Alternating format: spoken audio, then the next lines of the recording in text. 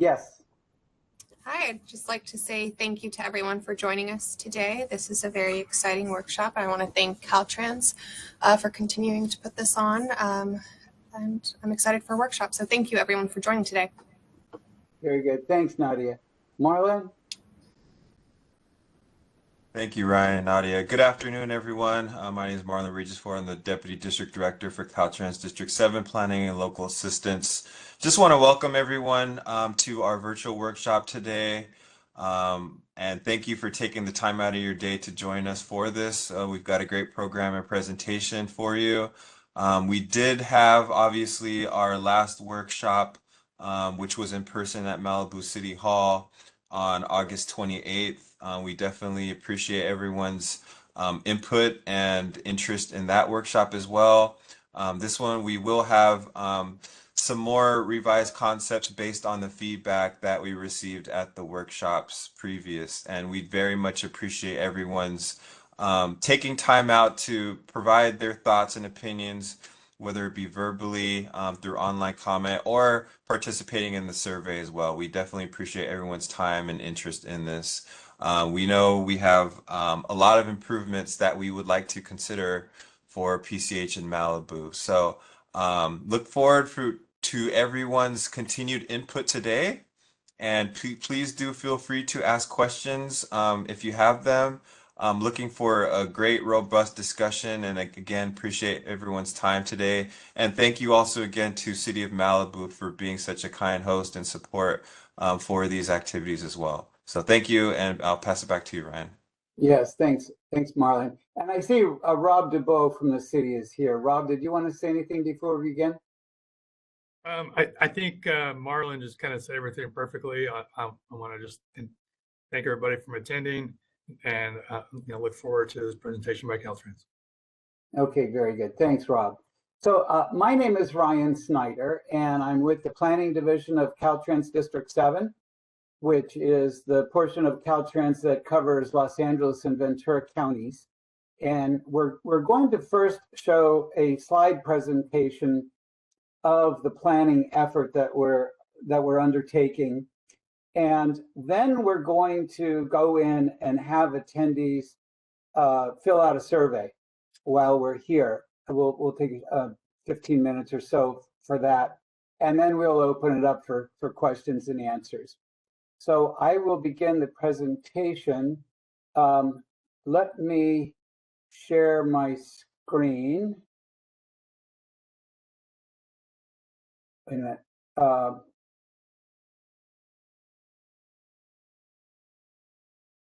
Can everyone see this presentation?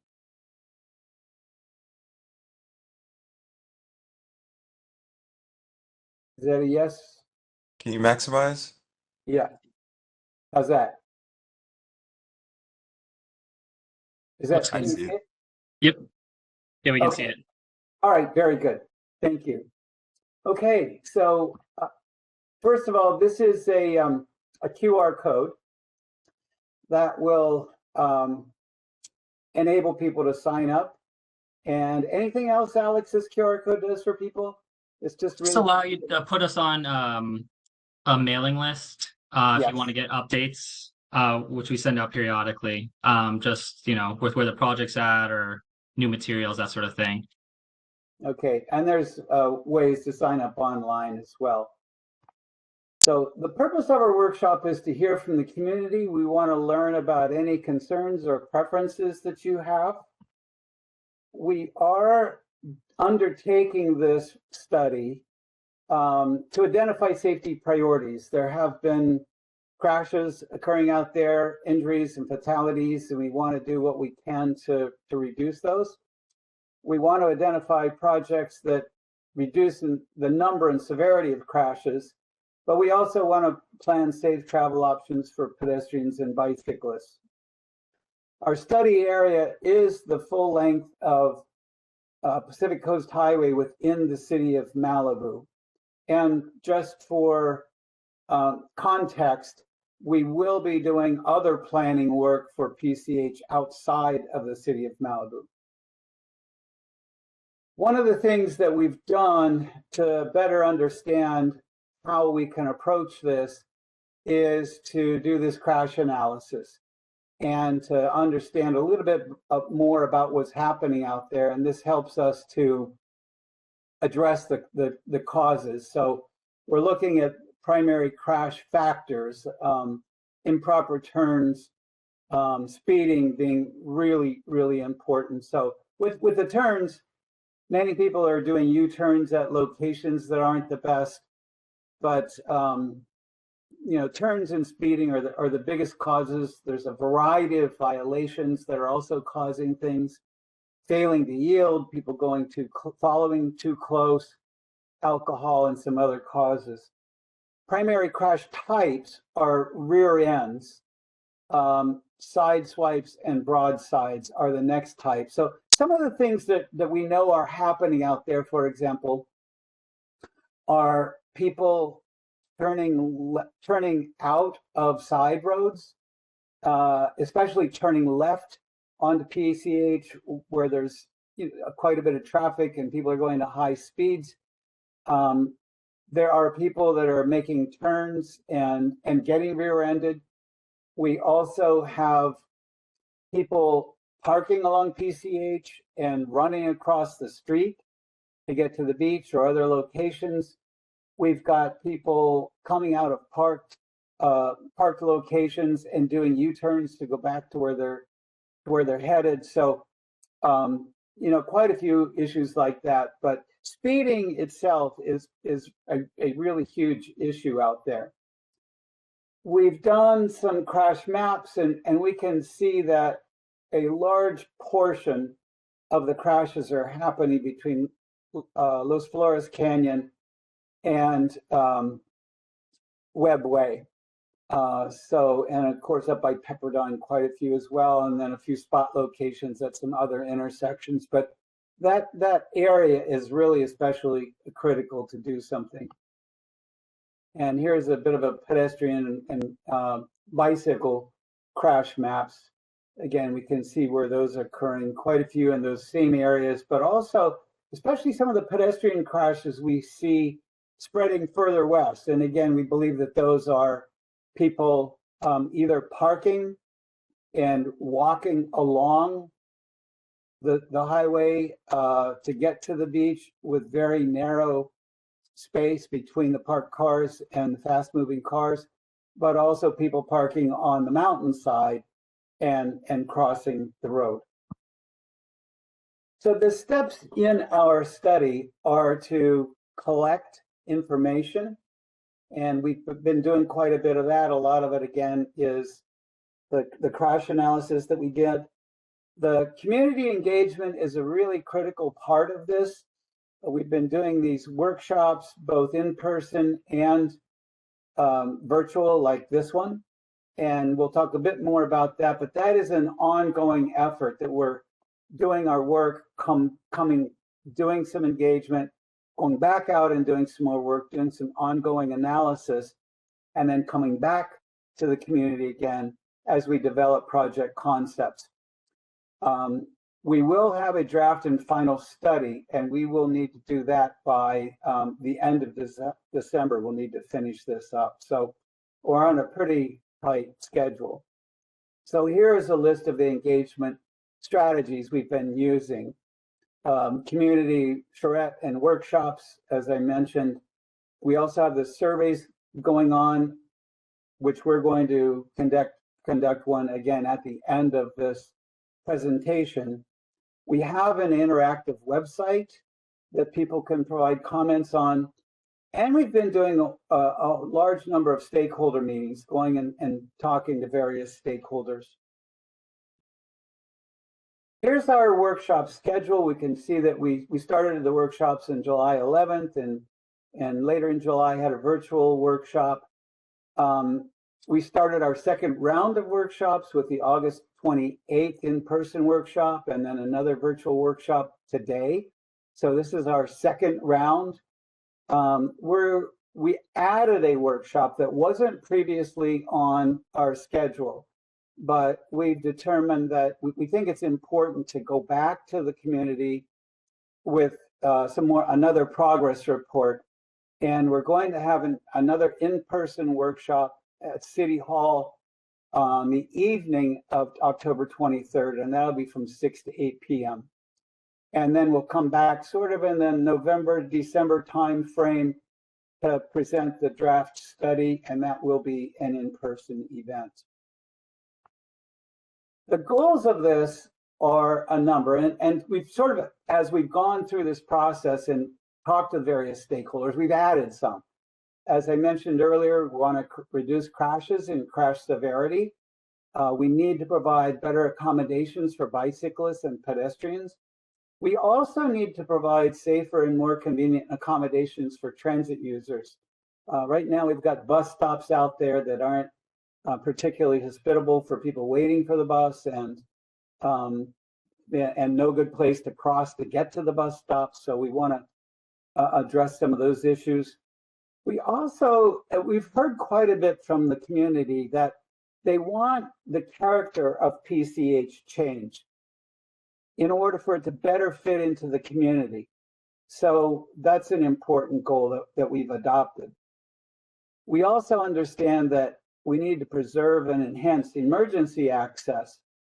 We understand that one of the challenges in changing anything in PCH is to make sure that emergency access is preserved.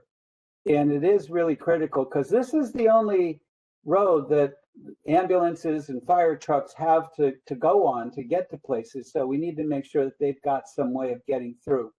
We want to also make sure that people have access to the beaches and mountains as well as businesses. Last, this is an evacuation route. So we understand that we've got to make sure that it maintains that function as well.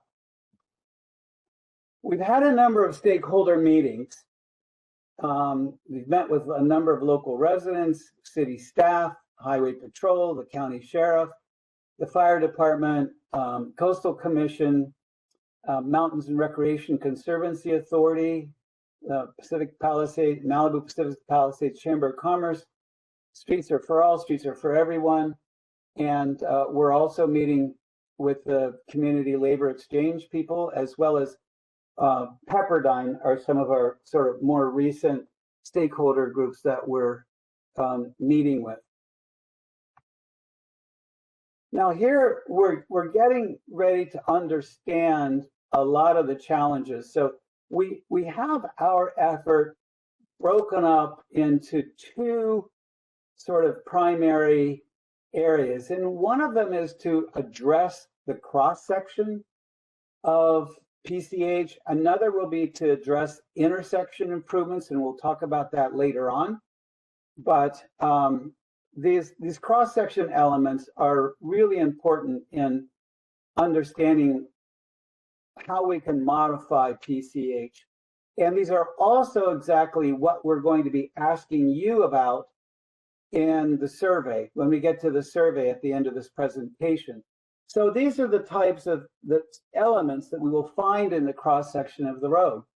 Travel lanes, turn lanes, bike lanes, or potential elements, bus lanes, striped buffers, bus stops, sidewalks, paved shoulders, unpaved shoulders, outdoor seating or parklets, striped buffers with poles, what we're calling delineators, parking, and that can be parking on the mountain side, it can be parking on the beach side, as well as medians that are either concrete or landscaped. So one of the issues that we have here, if we're going to put medians in, we need to, as much as we can, preserve emergency access. So again, fire trucks and ambulances can get through. And we're looking at different possible solutions to that issue. One of them is to have, like on the left here, this textured and colored median that fire trucks and ambulances can drive on. We can also put some of these delineators up, these poles that are crash resistant. In other words, the fire trucks can drive over them and they'll snap back. And one of the applications of this might be, there might be places for us where we want to make sure that people aren't turning left at the wrong point, So we might put in the medians to prevent that. But if we do that, we do need to provide a place for people to turn so they can get to their destination on the other side of the street. So there might be this sort of treatment as shown here. Now, we have identified 5 general types of uses along PCH. And these sort of define the different types of cross sections that we're going to have. And again, here's where we're going to need your input as to which of these options you might like to see. So this type 1 is with the 4 lanes, center turn lane, housing on both sides. And one example of this is between Las Flores and Carbon Canyon. And we've looked at some of the different cross-section options.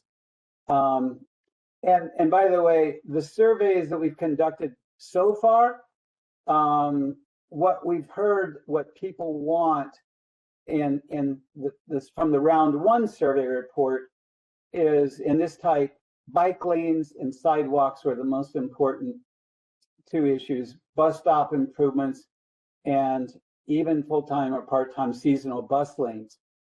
What we did see here was that the option, I would like to see the road stay the same as it is, came up last. So we have presented some options that don't involve keeping the road the way it is, but we're also allowing people to, in the survey, identify that they want to keep it the same. Here's one of our options.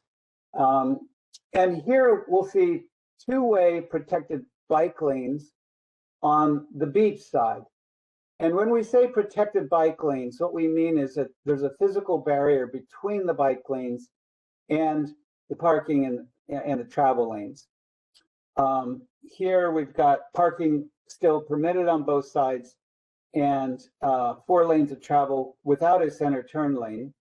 One of the issues that came up during our workshop is that if we have this sort of option, we need to make sure that people have a way of getting into their homes. So the protected bike lanes where there are homes and driveways are going to be challenging. So there's a good chance we may not be able to do that, because we don't want to block driveways. Here's another one.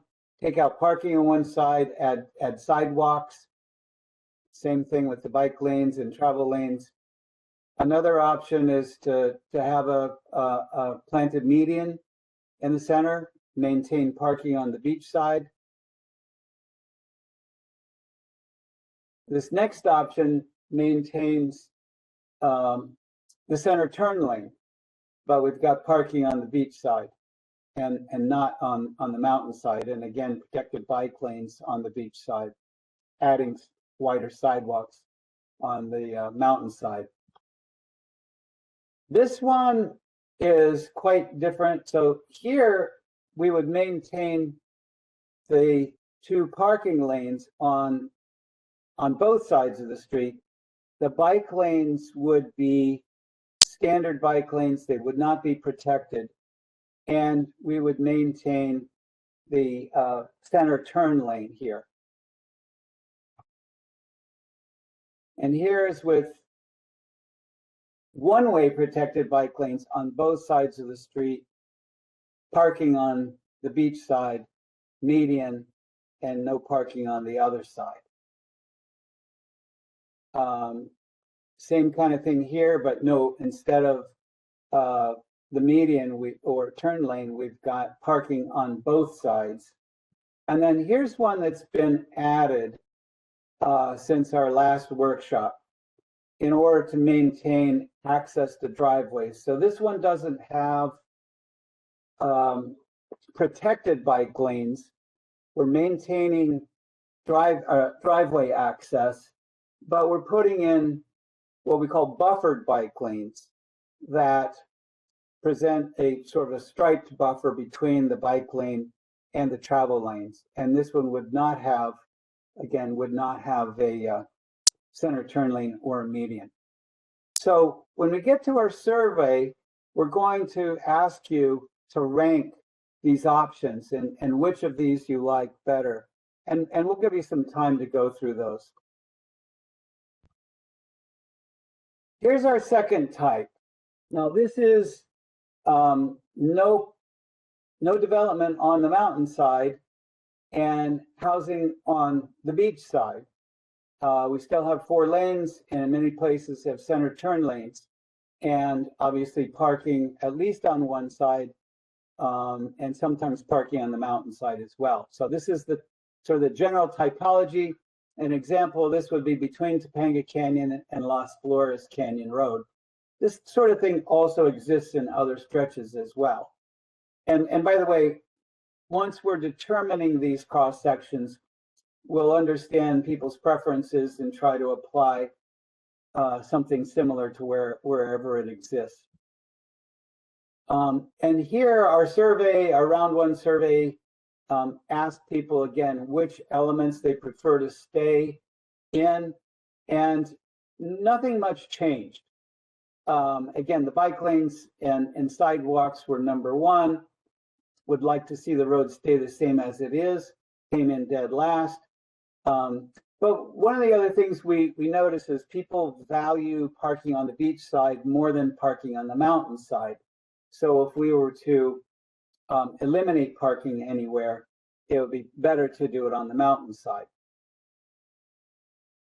So here are our options for this type of cross section. 4 lanes, bike lanes on both sides. These are not protected, maintaining the parking lane on the beach side.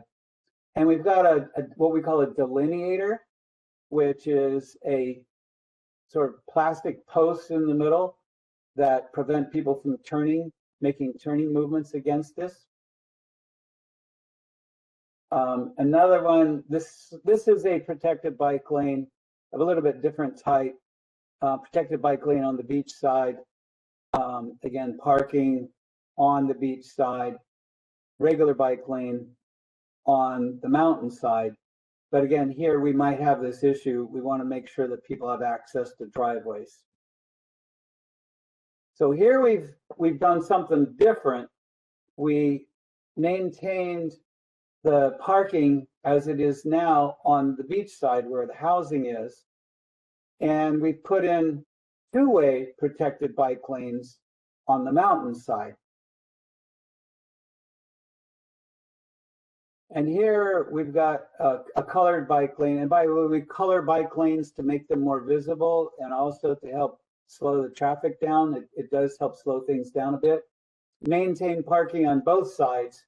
And this would be a bike lane just on one side.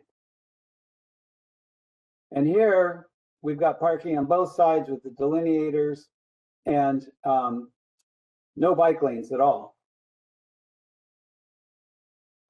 And on this one, we're adding sidewalks on the beach side. We still have our delineators and parking on the housing side. And on this option, have our 4 lanes of travel, parking on both sides, but protected bike lanes. And again, we're probably going to have that issue of access to the homes. And on this one, colored bike lanes on both sides, parking on the housing side, and 4 lanes of travel. And again, with these options here, we would have a place at different points to make U-turns for people to access homes. So our third type of cross-section is commercial mixed, so commercial on both sides, housing on both sides. This is really the central area of Malibu. Again, we've got 4 lanes. Right now we've got a center turn lane. And so some of the options here are, again, survey results from round one. Same kind of thing, bike lanes and sidewalks came up first. We added another element in here with gateways. People really like the idea of having gateways to kind of change the character of the area. And same thing as before, I'd like to see the road stay the same as it is, came in last. And like before, parking on the beach side was deemed more important than parking on the mountainside. So here are some of our options. And now in this one, we've added landscape medians and protected bike lanes on both sides, parking on the beach side. And here we've got parking just on the beach side, adding sidewalks, landscape median, protected bike lanes on both sides. Our third option, here we would put the two-way protected bike lane on the beach side and still have parking on the beach side and maintain the planting strip in the middle, median. With option 3D, we wouldn't have a median, we would maintain the center turn lane and have colored bike lanes on both sides and parking on both sides. And concept 4E is adding sort of wider sidewalks as well as sort of outdoor eating and that sort of thing on the beach side, two-way protected bike lanes on the beach side, and landscape median as well, parking just on the beach side. And then 3F, this is with a concrete median, protected bike lanes both sides. And by the way, in this area, we do have driveways as well. So there's some chance that we've got to be very careful putting the protected bike lanes in a way that we wouldn't block driveways. So there will be quite a few places where the protected part won't be able to exist. We need to maintain access to driveways. Now, one of the things that people have told us, again, is that they especially want to change the character of the central portion of Malibu. And here we're really accentuating the sidewalks, the bike lanes, the landscaping, maintaining 4 lanes of travel, but really kind of stressing the landscaping.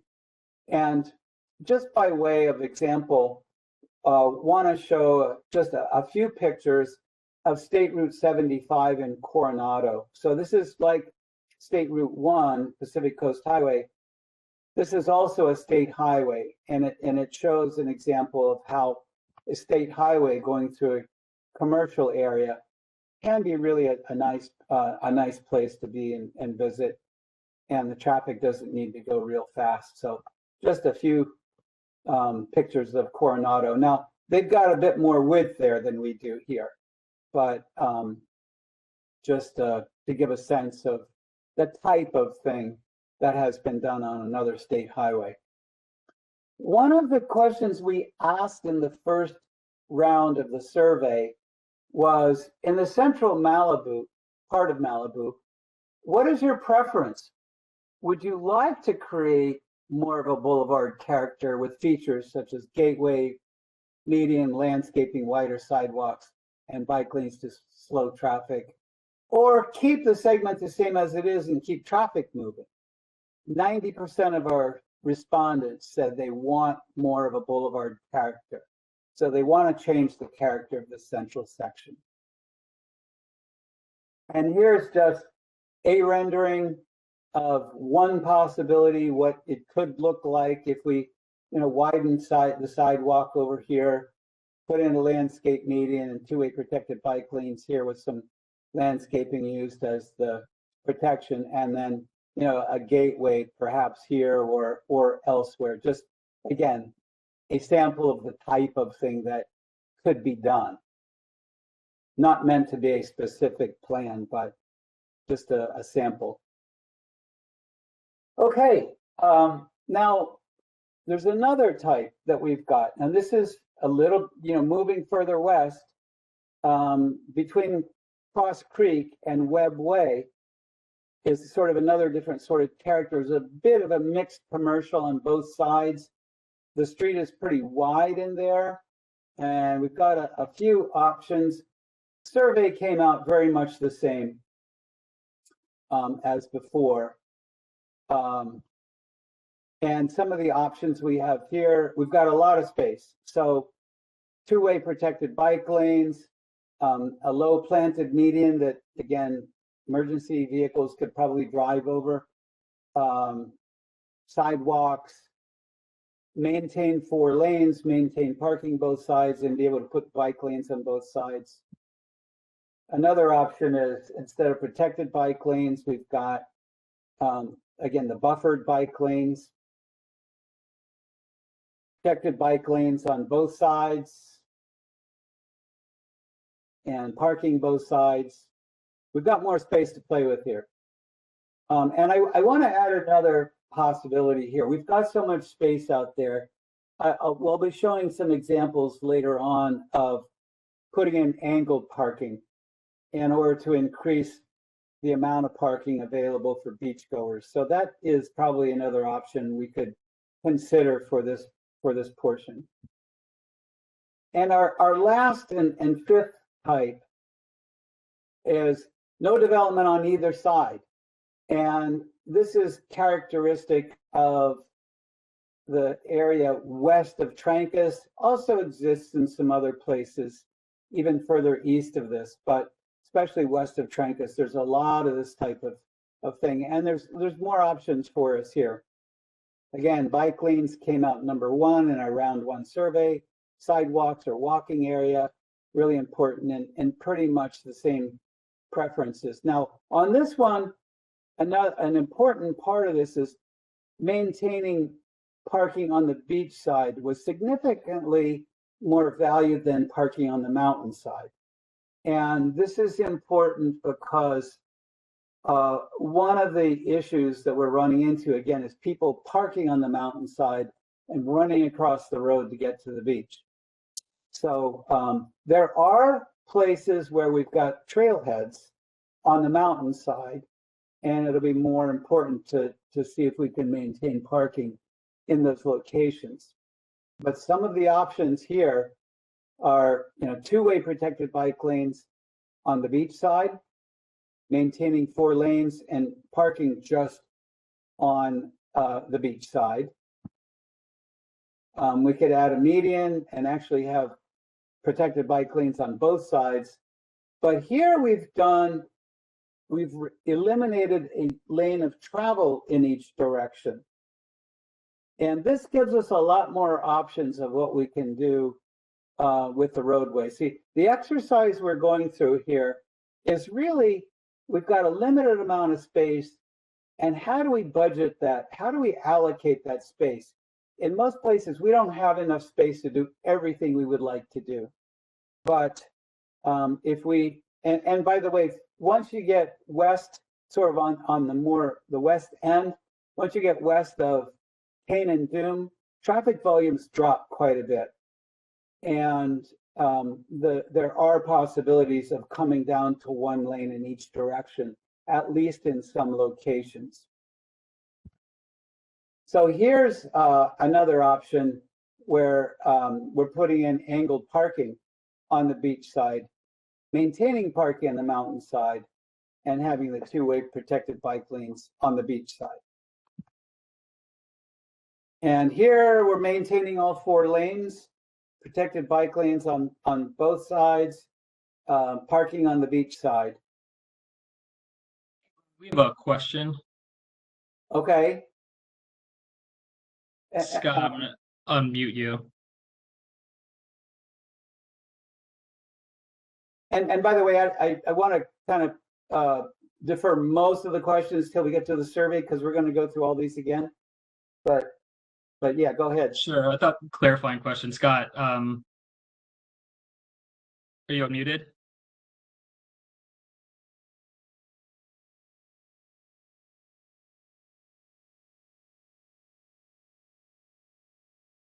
Okay, looks like we're having an issue. We'll return to you, Scott, when we open it up at the end. Okay, all right, good. Now there are a couple other options that could be applied at different locations or maybe even throughout the whole area. And I'm just these are bigger ideas and maybe they're more appropriate, as we think. So this plan is both a short-term, a medium-term, and a long-term plan. So in the long run, we might be able to think about, treating this more like a national park area. Where we go to national parks, there are places where they have a lot of shuttle buses running, and travel by bus is actually preferred over travel by car in some places. And this setting is really worthy of a national park. I mean, the coastline is stunning. The mountains are gorgeous. It is a national recreation area. We have several state parks in there. And again, with this theme of changing the character of PCH and having it better fit in with the context, this is something long-term we could think about doing. This would only be feasible if we add a whole lot more bus service. And the challenge for this option would be to find enough revenue to fund the operation of the bus service, because it would not be cheap. This would also be done in conjunction with construction of a number of parking lots that would connect. The buses would pick people up at the parking lots and take them to various beaches and trailheads, stores, businesses, and just all the other options or locations that bus service typically takes you. And then another option here, and this is similar to what I showed before, a beach access option. And again, this is where if we decided to remove a lane of travel in each direction and have parking just on the beach side, but we could think about angled parking and actually adding a significant amount of parking. I'm thinking potential applications would be perhaps along the stretch between El Matador Beach and El Pescador.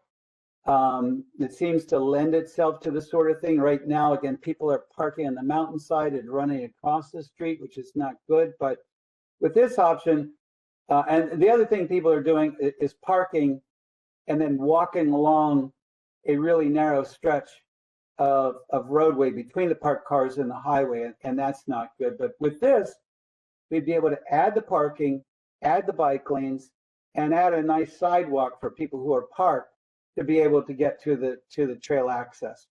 And in our survey, we're going to ask you just sort of general questions, what you think about this. Okay, so that was, again, the cross sections. And as I mentioned earlier, we'll talk about cross sections, but we also need to deal with the intersections. And we've spent some time looking at some of the intersections that have the highest crash rates or have highest crash numbers. We see down by Bonsall Drive, a lot of crashes. Las Flores Canyon, quite a few crashes there. Tyler Way, Webbway, Cane and Dune, Malibu Canyon, and then all the way Heather Cliff, Rambla Pacifica, Big Rock, Calaveri, and Trancas Road.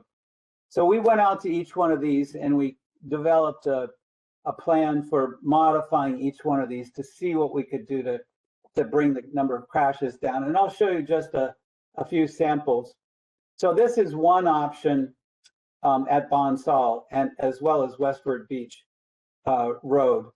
And this would be if we took the road down to 2 lanes here, and maybe this is on a stretch of the road where it's 2 lanes the whole way, or maybe just around this area, or maybe this area in Zuma, but to put a roundabout there. So people coming out of Westward Beach and Bonsall can't turn left against traffic here, but they would have to go around a roundabout. And this would really civilize that area, slow the cars down. People are coming down from Heathercliff quite fast down the hill, and visibility coming out of Bonsall is poor. So we believe that this would make a difference there. And this is our first crude rendering. We're working on a much better one now, but this is Webb Way, the intersection of PCH and Webb Way. We think a multi-lane roundabout here is something that could eliminate quite a few crashes, and could also be used as sort of a gateway or an entrance from the west into the central part of the city. Another real challenging area, and we're treating, by the way, here both Las Flores and Rambla Pacifico as sort of one area, because both, when you add these two together, we had more crashes here than anywhere of the intersections. So by treating this with a number of curb extensions that reduce the distance, or reduce the crossing distance, but also make it so that people turning in and out of these places have to slow down and go at a right angle. We've also channelized the traffic quite a bit with protected bike lanes through here, and there aren't too many driveways to deal with, so that's very viable here. A number of other issues where the bridge is, it's narrow. We would have the bikes go up on put a new sidewalk in, which right now doesn't exist. Have the bikes share that sidewalk just across the bridge. And then at El Matador, again, bring this down to one lane, make a roundabout out of it. And this type of treatment we think could work at some other locations as well. El Pescador, La Piedra, perhaps Decker Canyon. You know, this type of treatment could really do a lot to reduce crashes. And by the way, roundabouts reduce significant number of crashes because they reduce the number of potential conflicts with turning movements. They also slow vehicles down.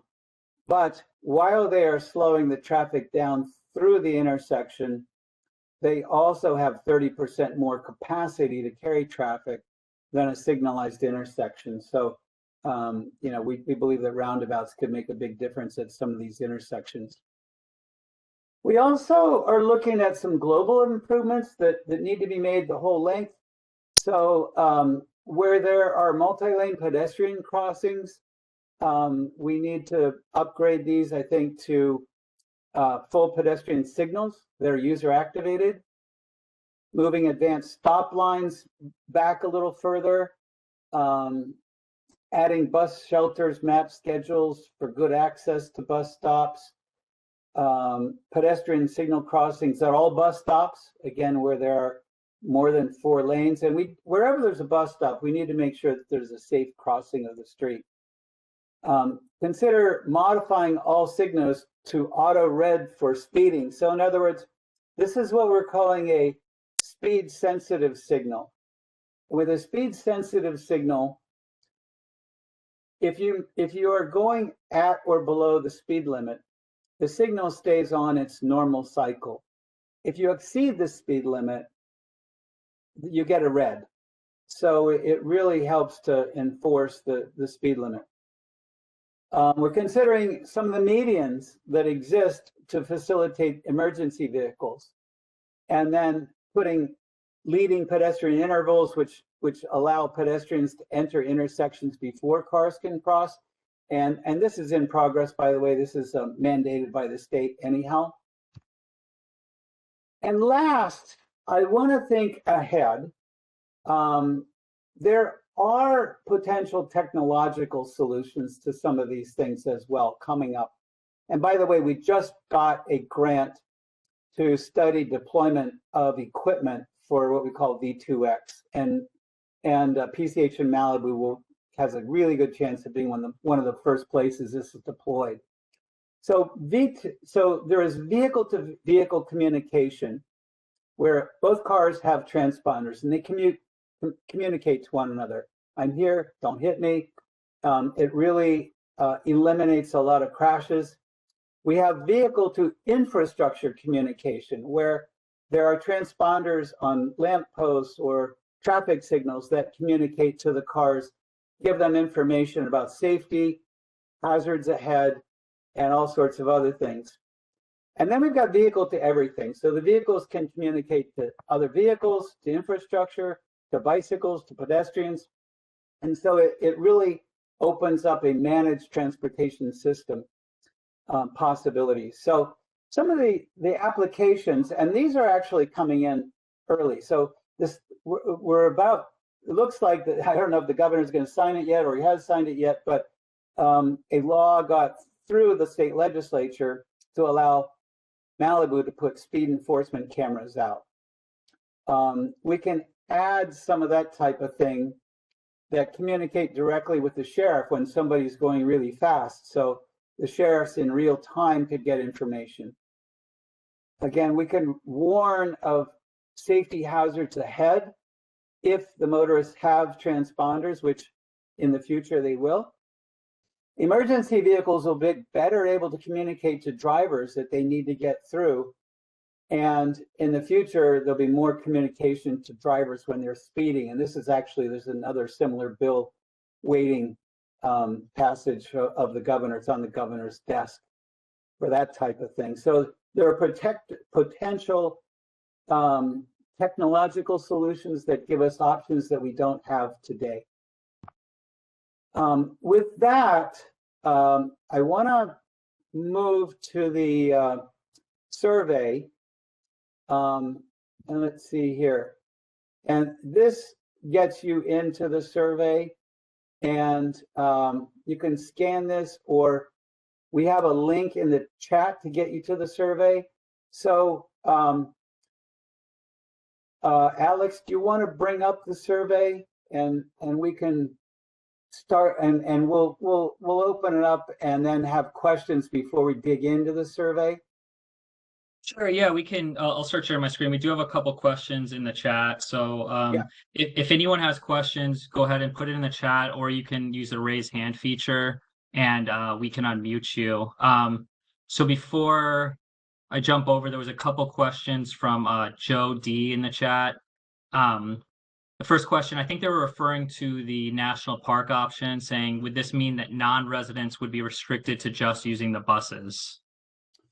No, it wouldn't be that, but we would hope that a large portion of non-residents would use the buses, but they would be permitted to use the other lane, the travel lane as well, and obviously local residents could use the travel lane. Now, one of the issues that I didn't mention that I think is really important, we don't have any statistics, but we've been told by a number of people that a significant portion of the traffic is what people are calling the Z traffic. So in other words, people are coming on the 101, crossing at maybe Canaan-Doom or some other point, and using PCH as a commute route. Some of these techniques, especially reducing the number of travel lanes, and if we can put in some devices to help slow traffic down, we believe would help to discourage people from using the PCH in Malibu, that they would tend to stay on 101. So just by making it a little bit less convenient for people to make that move. You had another question. It was, how do pedestrians cross a roundabout safely? That's a good question. There are crossings built into the roundabout. Actually, maybe I can bring up my roundabout presentation here again. So I can show the, let's see, where's my, bring in my share option, and I'll show where that is. And by the way, these graphics we're still working on, so they're not perfect at this point. Can you see this? Yeah, let me get to the roundabout pictures or graphics. Yeah, then you'll have to enlarge your screen, but yeah, we can see it. It's on full size. We're seeing like the taskbar or the like display you would see. I think you need to move it over to a I wonder if different I window. shared the wrong screen. Yeah, I think that's what it was. Okay. Let me share try to share the other screen.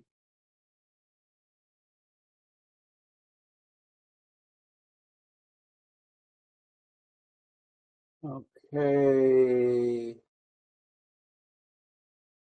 Is this any better?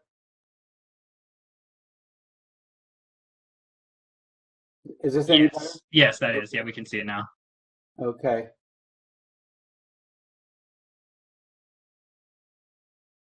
Okay, so this gives you a sense of, and this is a multi-lane roundabout. It's more complicated than a single lane roundabout, but here you can see the sidewalk goes this way, follows around, and then there are crossings, so one leg at a time. And by the way, there are requirements for what's called a rapid flash beacon here to help people with sight impairments get through, and they walk along here. So there are provisions for that, and actually these are safer for pedestrians as well. Let me see if so on this diagram, again, sidewalk along there, people can cross before the roundabout and walk along the road. And let me see if I've got another. Yeah, and here again, people can cross in what's called the splitter island. And this graphic doesn't show the whole thing yet, but this is where people would cross in the splitter island. And with a single lane roundabout, you're only crossing one lane at a time. And the cars should be moving pretty slow if the roundabout is well designed. Other questions before we start the survey? Yeah, we have a couple of hands raised as well. Do we want to go through all those? Let's take a couple of them, and again, most of them I want to either have for the survey or we'll open it up for general questions at the end. But let's take a couple of them. We'll try Scott again. He has a couple of questions in the chat, but I'll see if he can, unmute himself. Scott, I just sent a request for you to be unmuted. Okay. Can you hear me? Yes. Whoa, surprise. Thank you. Thanks, Ryan and Marlon. Sure. Yeah, I have a number of questions. One of the things that is never discussed in those drawings, and they're great, is showing how much you have to narrow the lanes. How much you have to narrow the lanes. And I already noticed that there's, 24% of the collisions are side swipes. We're just going to increase it, especially if you start at Sunset Boulevard and you start going west. The character of the lanes change completely. And it starts a number of turns, and the road's uneven, which is, I think, a real reason that you do not want to narrow your lanes at all, unless you're just going to completely give up on moving traffic and have one lane in each direction. That's what we would need to do to change the character. So, it's one thing to say, people, look, do you want bike lanes and sidewalks and all that, and a median with palm trees, which incidentally are illegal to put in Malibu. But if we're going to try to maintain traffic flow,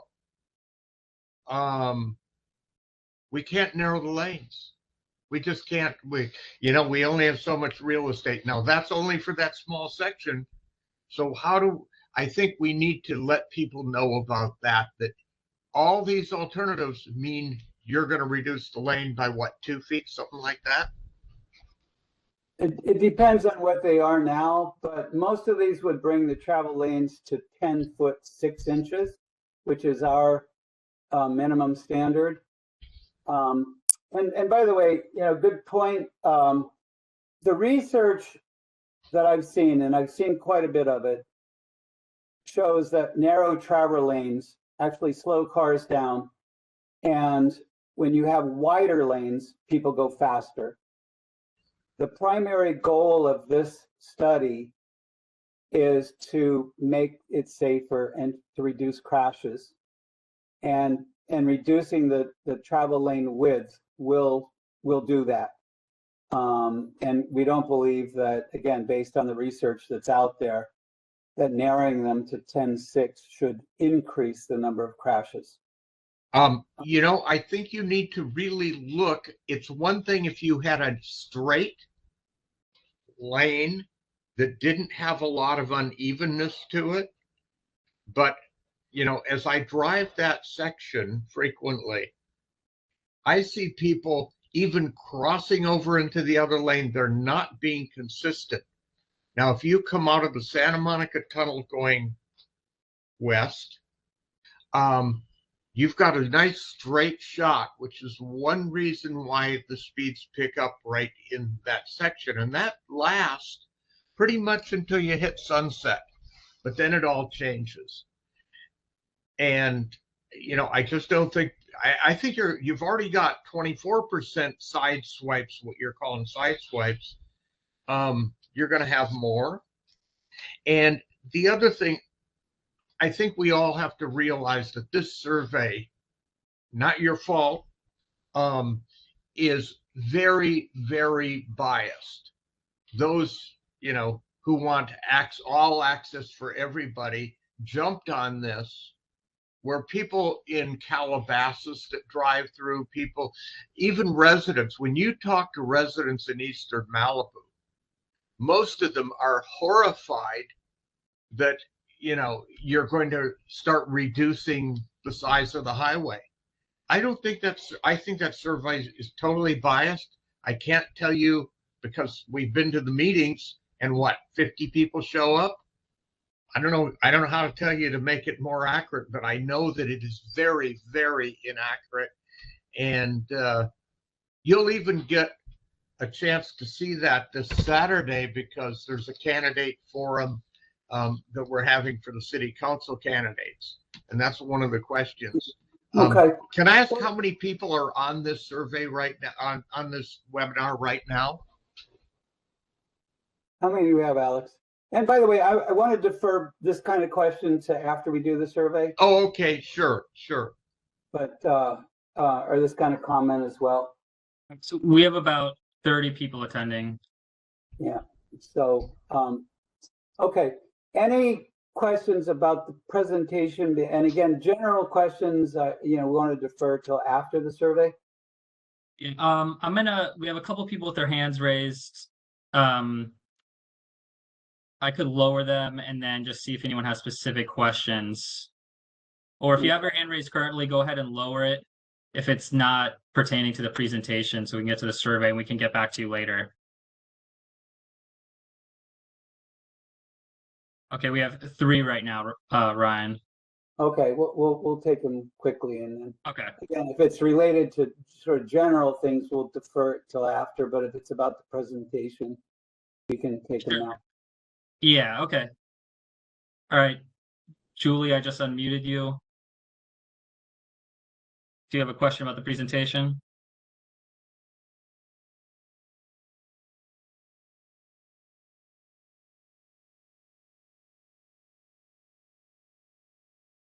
Julie, can you hear us?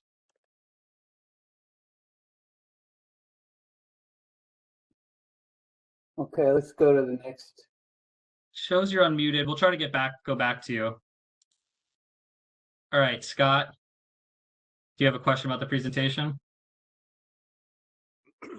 I had a couple of comments about the zones 1 and 2, and I think I brought these up with Ryan specifically in the last public meeting that I really, showing protected bike lanes in the east PCH area in zones 1 and 2, especially on the ocean side. It would be my suggestion that those not be part of the survey going forward, because it's basically a wall of residential homes for that entire stretch, basically meaning that a protected bike lane there is impossible.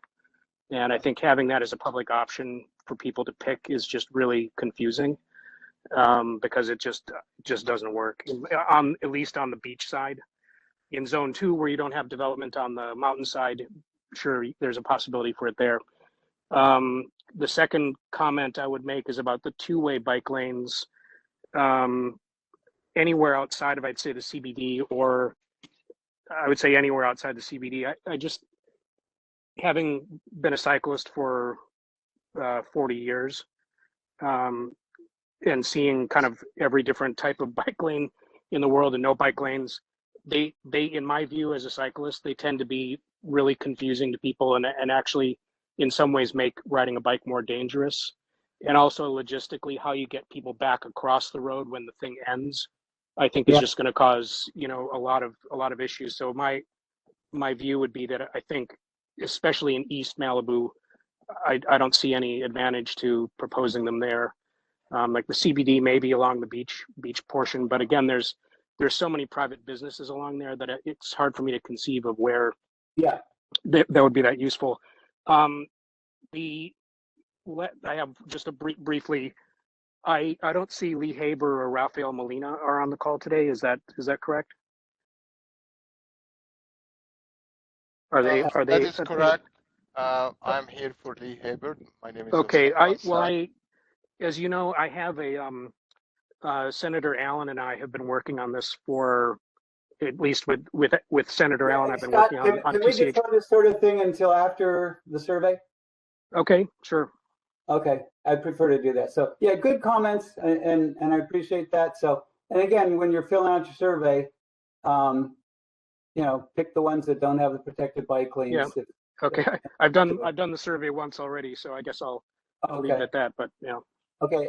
Any more comments or questions about the presentation? No, I have. Okay. Afterwards, I do. Okay. Afterwards, I do have some comments. So. Okay. Just raise your hand again at that portion. Todd, do you have a question about the presentation? Again, if it's something general, we can get to it after the survey. I just sent you a request to unmute.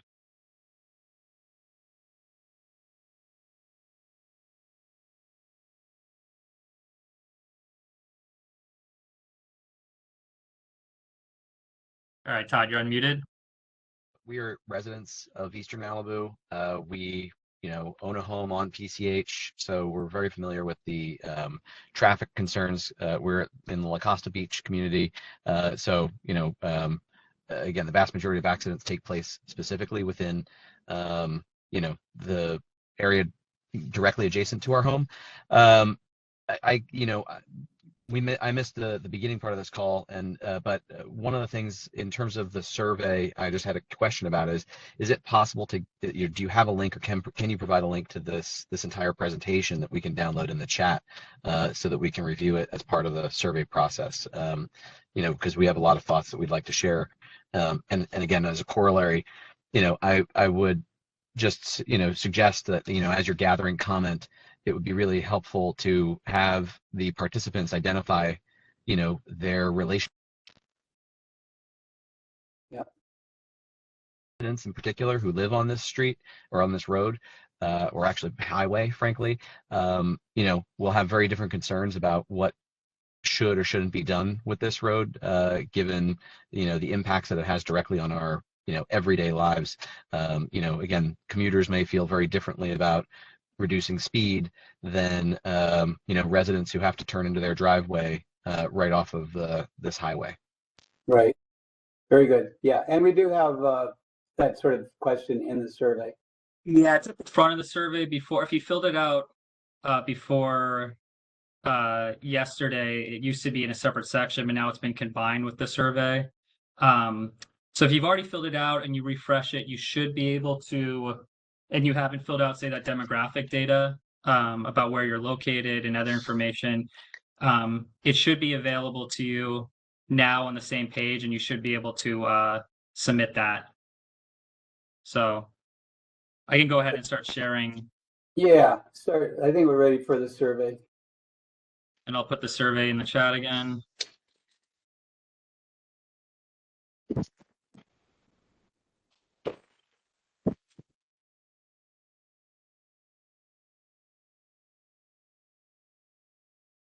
Okay, can we see my screen? Yes. Okay, so when you pull it up through your browser, you'll see this participate option. This is what we'll, clicking that will load for you. So to the last commenter's question about, information about where people are coming from, this would be right at the top. We do have right here, do you live on PCH? Yes, no, other. You can comment, what is your affiliation? And then additionally, we have some demographic data here that if you're willing to share, again, if you don't want to, that's okay, but it is very helpful to get an understanding of who all is filling this out. And it should look fairly similar to if you're doing this on your phone. Yeah. Why don't we give people a few minutes to just go through this first questions about who you are?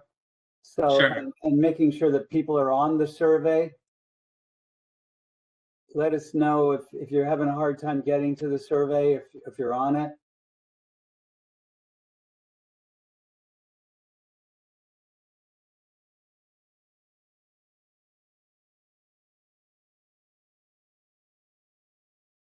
Okay. Can we assume that people have made their way to the survey, I guess? Let us know if you're having problems. And by the way, you can fill out this survey as we're going through it right now, or if you want to take your time and do it later on, you can do it that way as well. So let's give people a couple minutes to fill out this first part about the demographic information.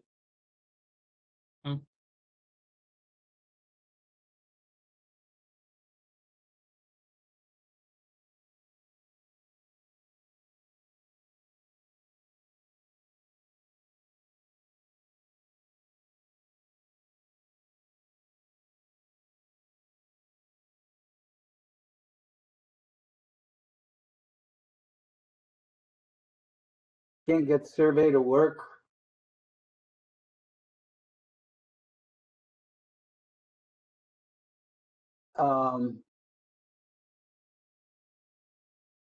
Scott, is there anything? We had a link in the chat, right, for the survey? Yes, I put it in a couple of times. Yeah. If someone, since I'm sharing my screen, if someone else could. And if anybody's really having problems that they just can't get on at all, we can stay afterwards and make sure you find a way to get on, or you can contact us later.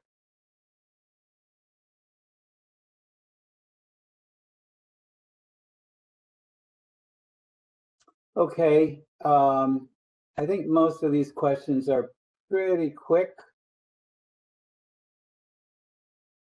All right, shall we scroll down? Okay, now this first typology, and again, since comments have been made about the protected bike lanes on, where there are houses, we're not going to block driveways. So your comments are well taken that some of these shouldn't be in there, but we do have options in here that don't have the protected bike lanes in them.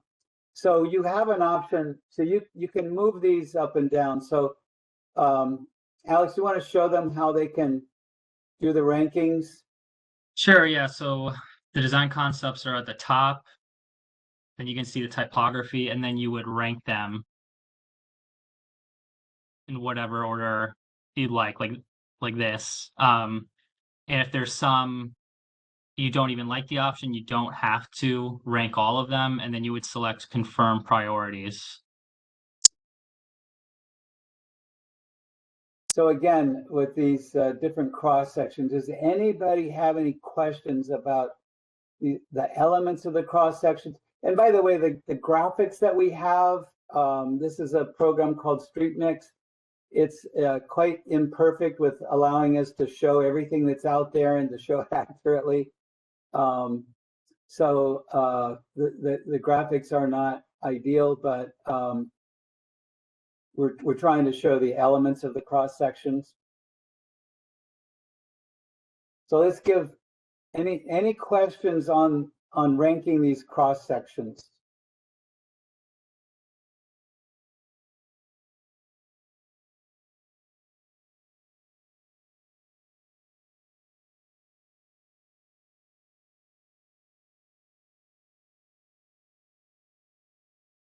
Nobody? Carlos, do we see any hands up or anything in the chat? With me sharing my screen, it's hard to see. Yeah, no hands up. Just Julie. Hands yet? Okay. Actually, I was able to pull it up. I can see actually Helen has her hand up. So Helen, go ahead.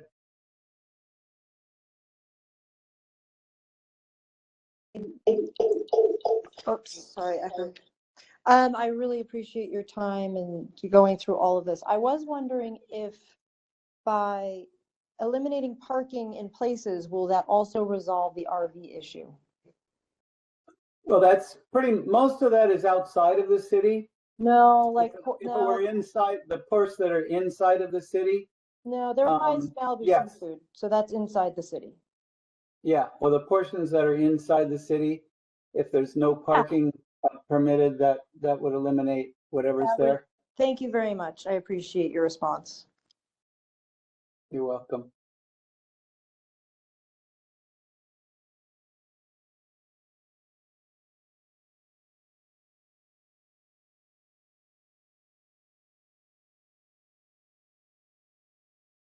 Okay.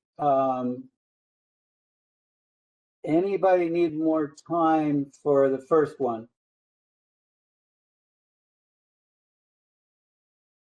Julie, I just sent you a request to unmute yourself.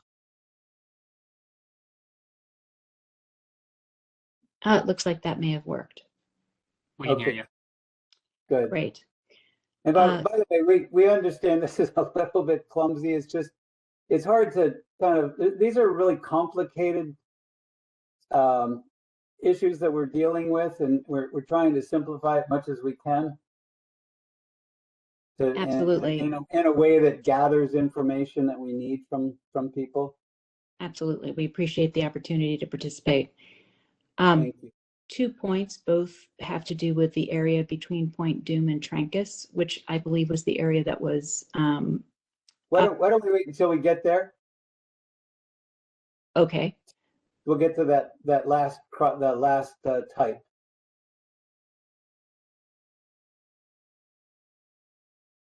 I do feel cut off as the other folks were able to ask the questions.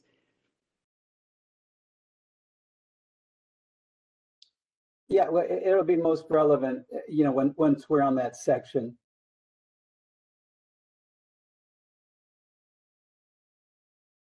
Okay, I think let us know if you need more time on one. Otherwise, let's move to the second type. So again, this is housing on the beach side, nothing on the mountain side.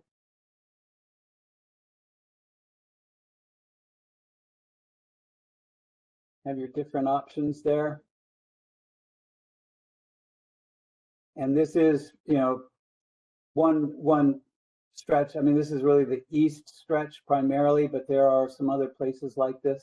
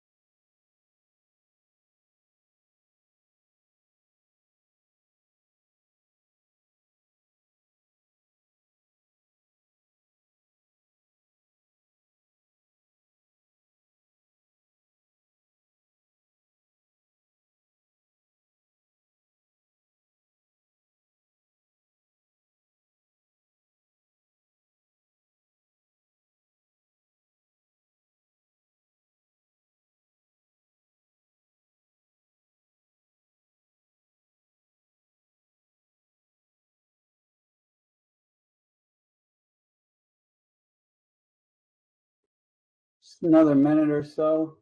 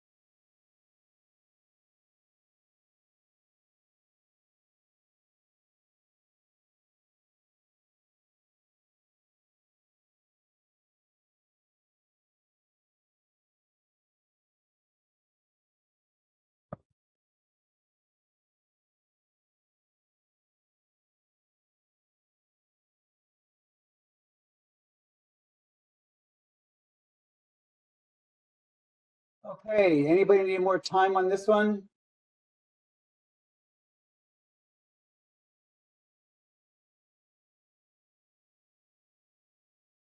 Not seeing anything in the chat or hands raised, so I'll move forward. Okay, we'll go to the third section. Again, if you want to take more time, you can fill this out afterwards. So let's move on to our third type. And again, this is the center type, the commercial area, commercial on both sides. And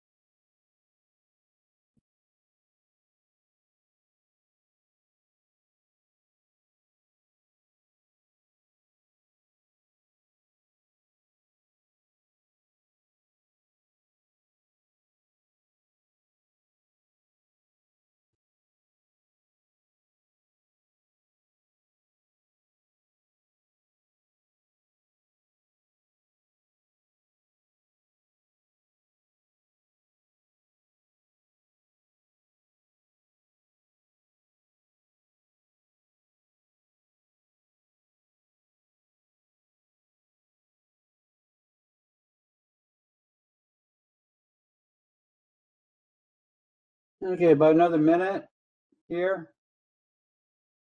Alex, are you able to see the answers come in?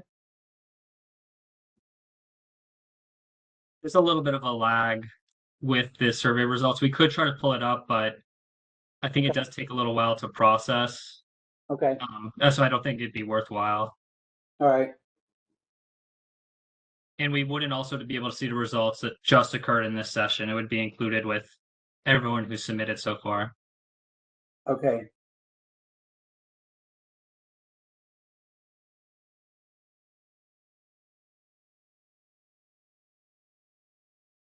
We can move forward to the next one.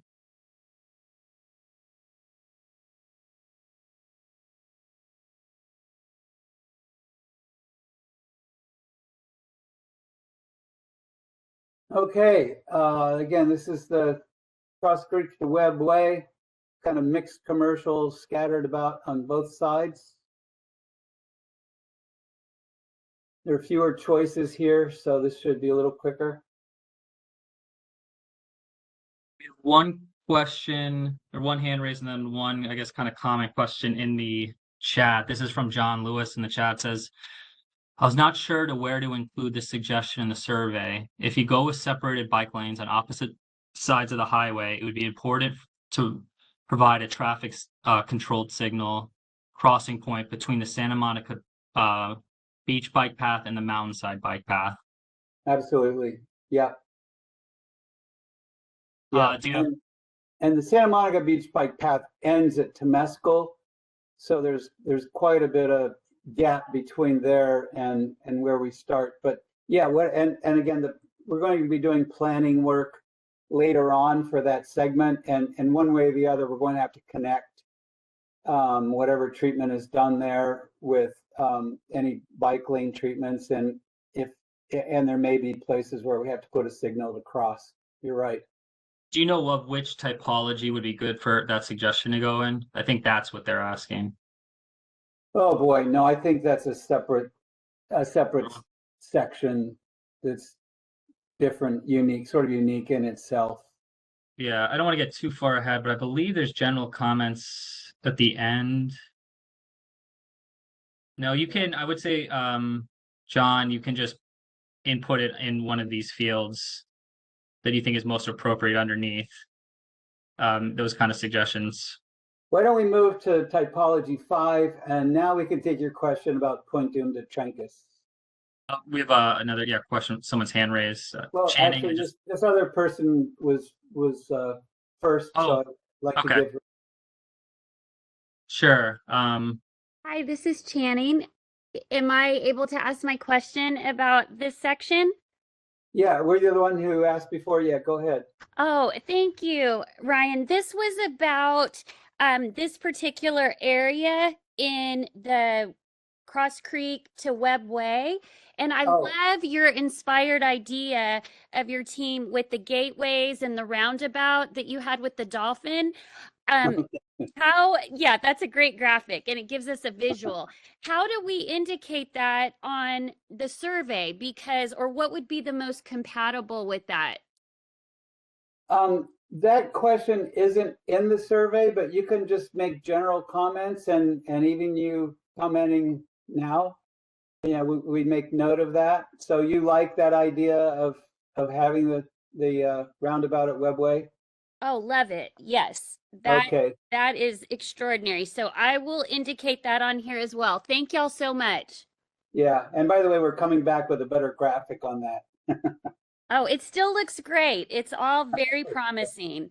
Thanks again. Was there somebody else, who wanted to talk about point doom to Trancas? It was Julie, who I've just unmuted. Yes, thank you.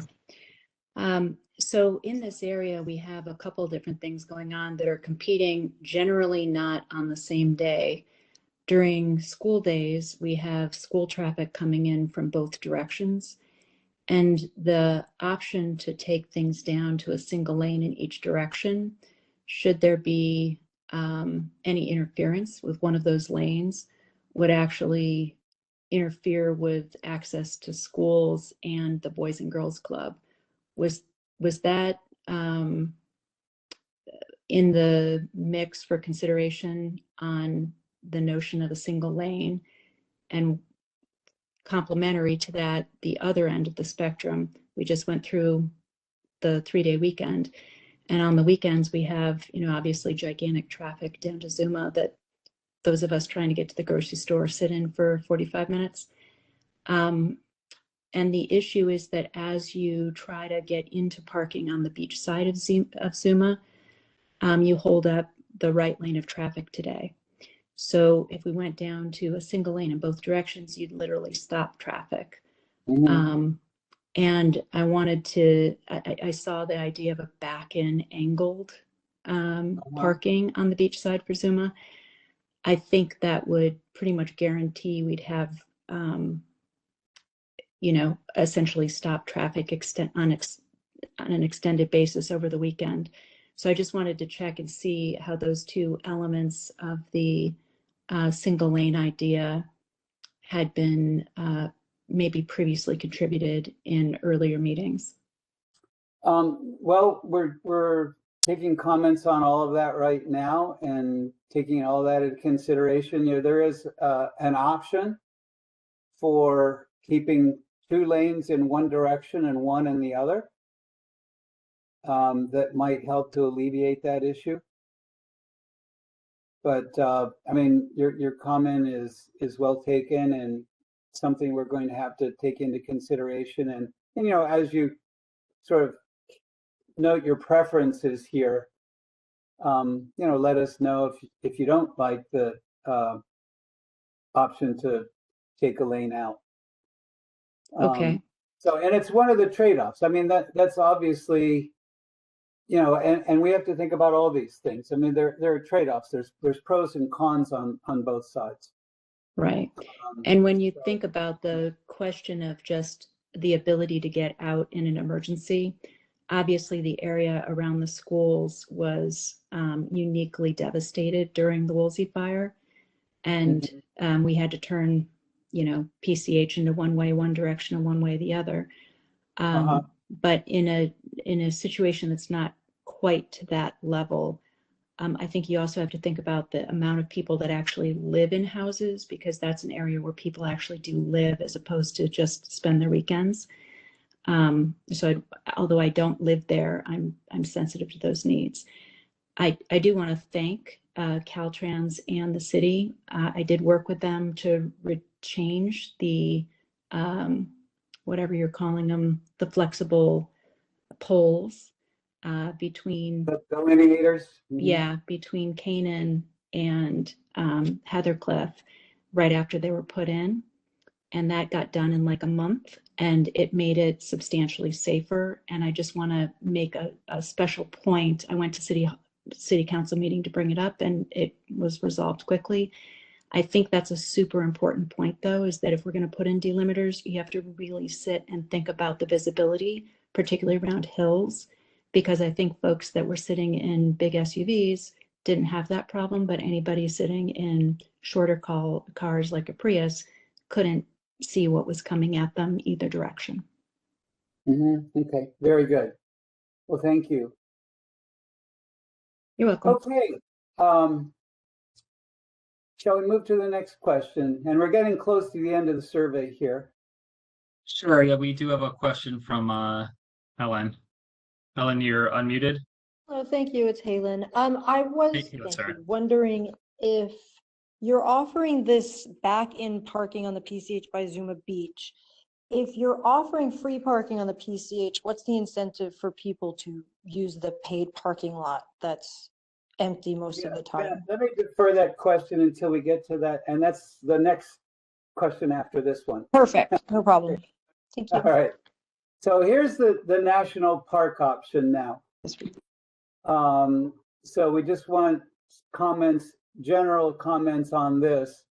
Again, this option would treat PCH like some of the national parks where bus travel is given some priority and a high level of convenience. Comfortable bike and walk would be accommodated. The area has Santa Monica Mountains Recreation, which is part of the national park system, state parks, state beaches. This would recognize the setting, and it would require constructing some parking lots with shuttle buses and very frequent bus service.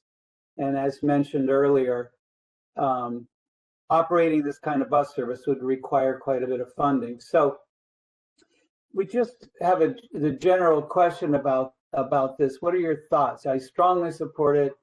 I like it, but I'm concerned, and I can't see the rest of it, Alex. But just pick one of these that most closely reflects your thoughts on this.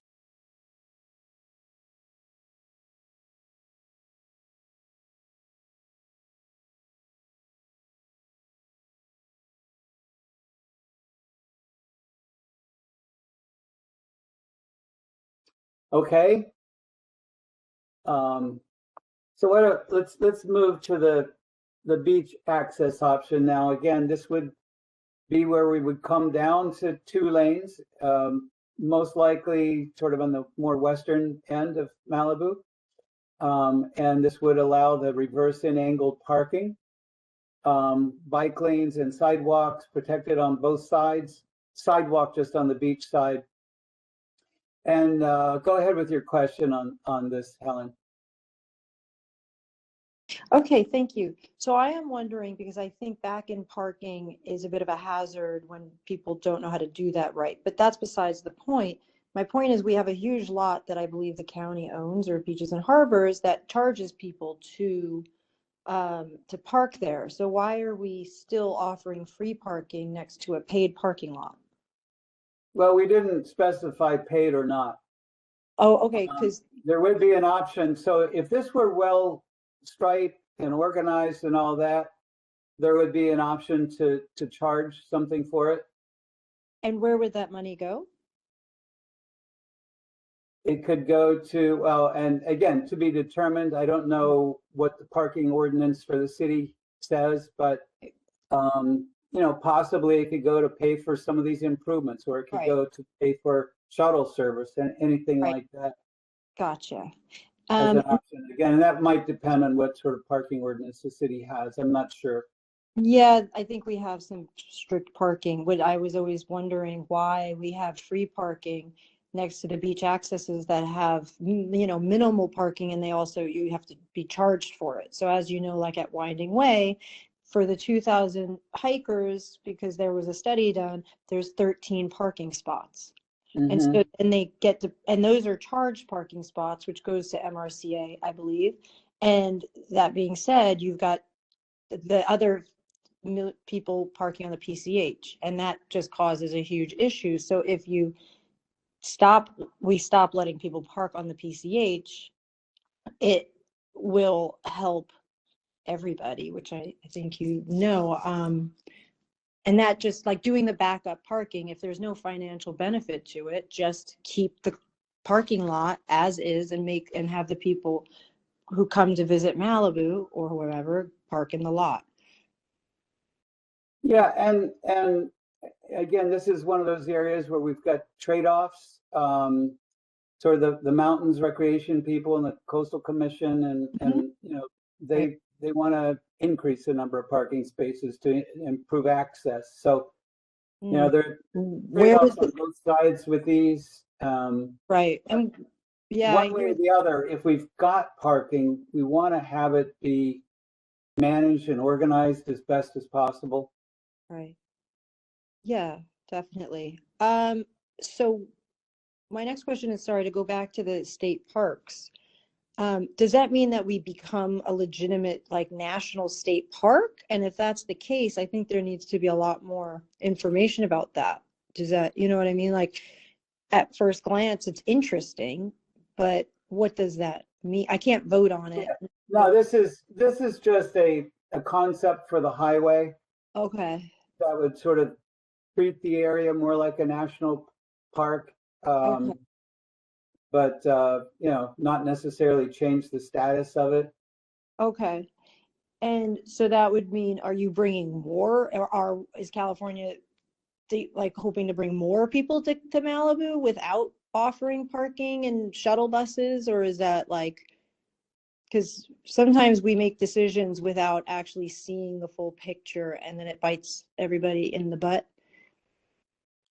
This option would be done in a way that we try to encourage people to take the bus as much as possible and park in the Okay. designated parking lots. Okay.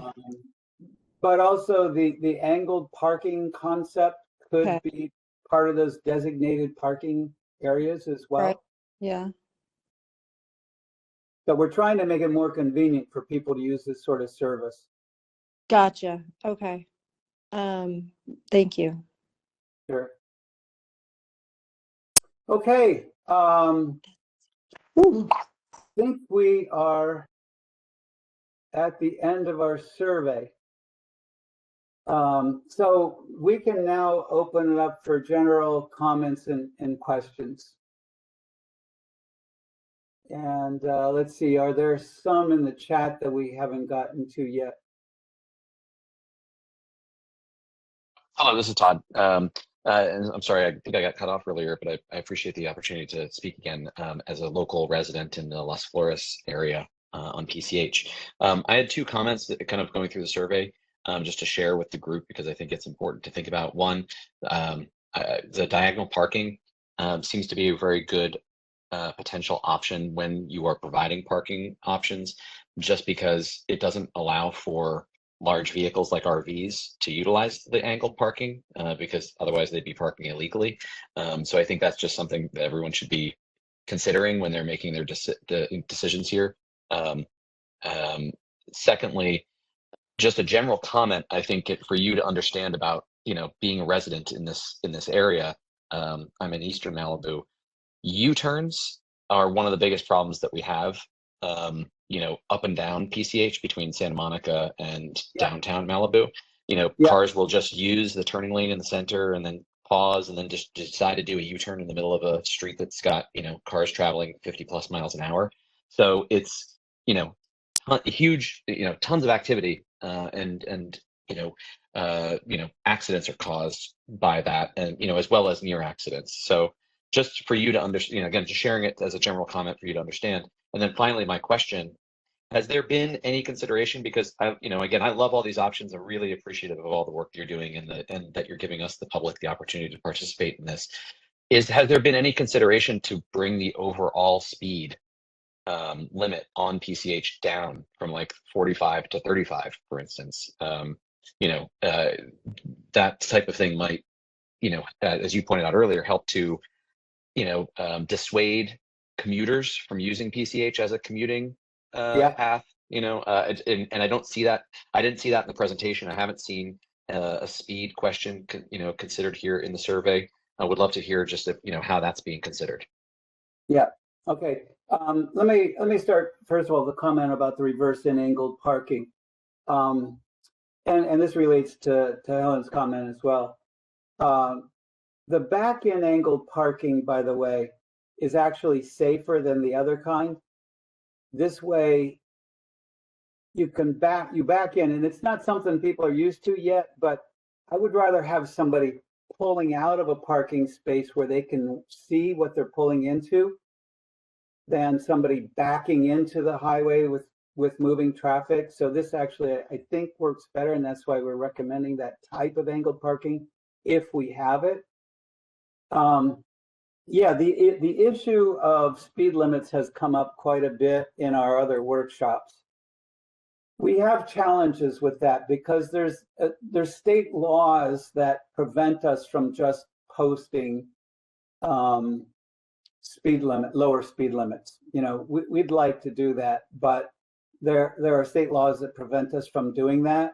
We are required to conduct speed surveys before we lower speed limits, and it's based on what's called the 85th percentile rule. When we conduct these speed surveys, we're supposed to set the speed limit at or about the speed that 85% of the traffic is moving at.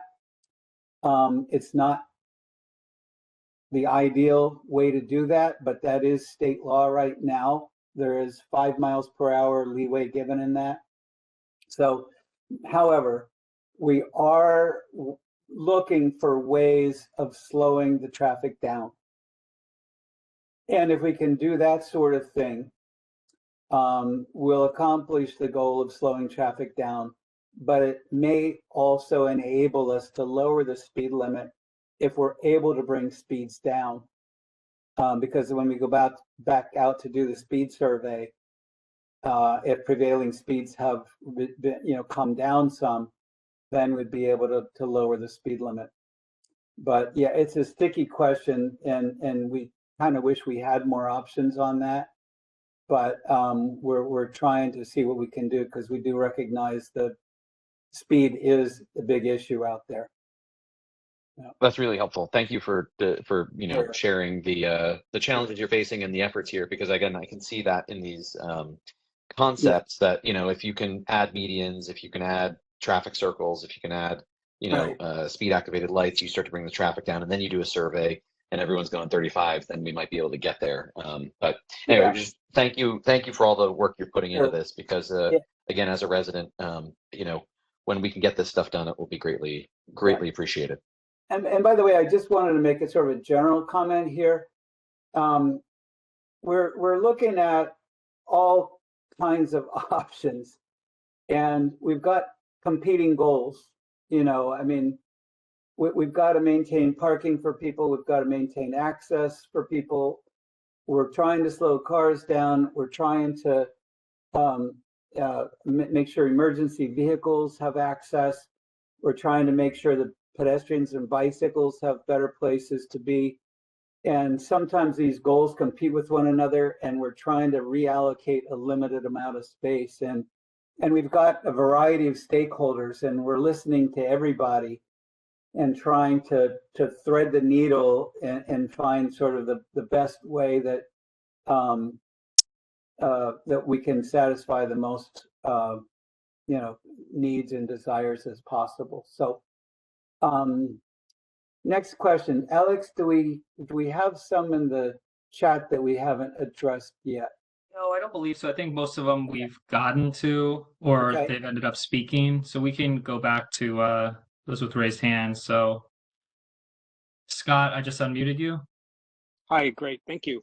What I was trying to get to before, and you pointed out rightly, it wasn't on topic, that I sent an email and copied both Lee Haber and Rafael Molina, as well as Senator Allen's office, I believe last Friday, to, it's a company called Strava, and I don't know if anyone on this call is familiar with what Strava is, but briefly, it's okay. So, if you look at sections of PCH, there are between 25 and 30,000 people on a lot of the sections of PCH that we're talking about here as active cyclists. And unfortunately, Strava won't share their heat map data with someone like me because I'm just a member of the public. But the reason for that email and the copying both Senator Allen and you guys at Caltrans is that Strava will share their heat map data with public entities like Caltrans. And I think there's probably a wealth of information there that should be brought into what we're considering here, because it'll tell us, how many people on any given day of the week are riding PCH throughout the entire year, and what sort of groups of people are out there. And not knowing what's in the data, I just think that it would be really valuable for Caltrans to reach out to Strava to get that information. And they've been collecting data for probably close to 15 years now. So I would strongly encourage, I didn't get a response from either anyone from Caltrans or Strava, unfortunately. So that would be one comment there. Yeah, I love the idea. I think it's a great idea. If you've got a contact for Strava, if you could put that in the chat, and we'll make note of it and contact them. Yeah, unfortunately, Strava seems to be locked down pretty tight in terms of what their public-facing side is. So okay. I just went to like Strava at support.com or whatever was available on the website. Okay. My guess is that at Caltrans, you guys will have a lot greater ability to get inside that organization and really kind of find out what they've got. Okay, so yeah, let's make sure we've got that, Alex Charles. So the second item, I just posted a link to a report that was released in the last 10 months, I guess, 8 months, that was done by Johns Hopkins University. And Senator Allen and I hosted a roundtable discussion about the time of its release. And Lee and Rafael were there, and probably 7 or 8 other people from Caltrans that participated in that conversation. And this was sort of to get back to what Scott Dietrich was concerned about in terms of lane narrowing and safety. That study, if people are interested in at least the executive summary, it talks about exactly what it is that we're trying to do here with empirical data. It's the largest case study that's been conducted to date of measures like this done in all sorts of different places around the United States. And I think that, again, it's a really long document, but I think the executive summary for people that are interested in really kind of understanding what it is that we're trying to do here, I think it would be worth, especially people that are skeptical about some of these proposals, that they should check into that. I'm familiar with that study, and you're absolutely right. It's the most comprehensive I've seen to date, and it's fairly conclusive that narrower lanes are safer. Yes, as well as all the other measures that we're talking about. That it's a holistic sort of approach. I think we're the options that we're looking at, I think, include lots of different things that have been proven to work in many other places that have been implemented already. So, and the last comment I would make would go back kind of to my earlier comments about protected bike lanes, especially in Eastern PCH. And obviously the concern about maintaining emergency access, that I think that what if we create a barrier between a bike lane and the traffic lanes, that takes away the opportunity for drivers to pull over when ambulances and fire trucks need to get through. And so that would be, I guess, another reason why I would suggest that just using a regular unprotected bike lane through that section from, basically zones 1 and 2 is probably the most feasible option, because especially if we're getting rid of that dedicated center median, that having the ability for drivers to pull aside to allow emergency vehicles to pass, I think is critical to kind of accommodating both, drivers and cyclists, and also the time when we have to have emergency vehicles get through. So that would be my last. As you can tell, I'm advocating in one direction here, but I think that's a very good rationale for why we probably don't have the real estate, or shouldn't take the real estate for dedicated bike lanes in East PCH. Okay, all right. Are you more open to it in the sort of the western? Yeah, I think definitely where we have lots of room to work with. I think that's a much different sort of problem. And I mean, when you look at your traffic heat map, the accident heat map that you have, there's that zone that's just like white hot, and that's the zone where I'm saying I think it's critical to maintain as much access for emergency vehicles, and also obviously for the ease of residents getting in and out of their houses and everything. I think that seems to be, to me, the best compromise, which is, if you go back to the drawings I did 5 years ago, that's basically what I was proposing. So very good. Yeah, and we agree. We're not going to block people's driveways. No matter what. So. Yeah, obviously. Thank you. Sure. Yeah, I know I saw at least one other hand up. Yeah, there's a couple more. We actually, the city manager, Steve McClary, has his hand up. Steve, you should just be able to unmute yourself. Can open up to you. Awesome. Thank you so much. Hopefully you can hear me. First off, just wanted to thank everybody for their time today. And I just wanted to thank the folks on here for really listening to the community. We really feel that you're hearing what we're saying, and I think it's indicative in what we're hearing today, that you're hearing from the community here, and you're listening to that feedback. So we appreciate that. Also really glad to see that you added some additional meetings for community feedback. I think that's really important to be able to communicate these things back. Just a couple of real quick comments, and I promise I'll be brief. One, there was a earlier resident that spoke about the issue with the U-turns and the impact that has, and I could not agree more. I know in my conversations with our law enforcement officers, that is a frequent issue, and of course it all ties back to parking and circulation.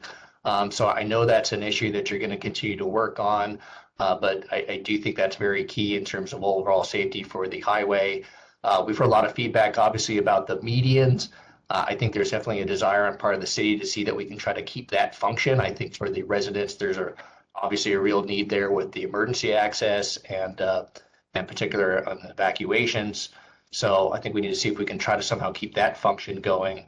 Also really appreciate that you mentioned that you do have some competing interests here. And I know that you kind of opened the previous workshop at City Hall, kind of discussing that. And I think it's kind of good to continue to remind people of that theme as you go through this. And I think one thing that might be good, I realize this might be a little bit challenging, but might be helpful for members of the public to maybe see the difference between, what are the safest options here, versus, some might provide different amenities or other options. But I think it might be good just to be able to gauge those in terms of the safety. Also, real quick, I didn't see any option, and maybe it doesn't work, and I don't think it would work throughout the city, certainly, but an option where you had the bike lanes, the dedicated bike lanes, just on the landward side of the map of the highway. So I don't know if that is something that you have considered or could take a look at going forward.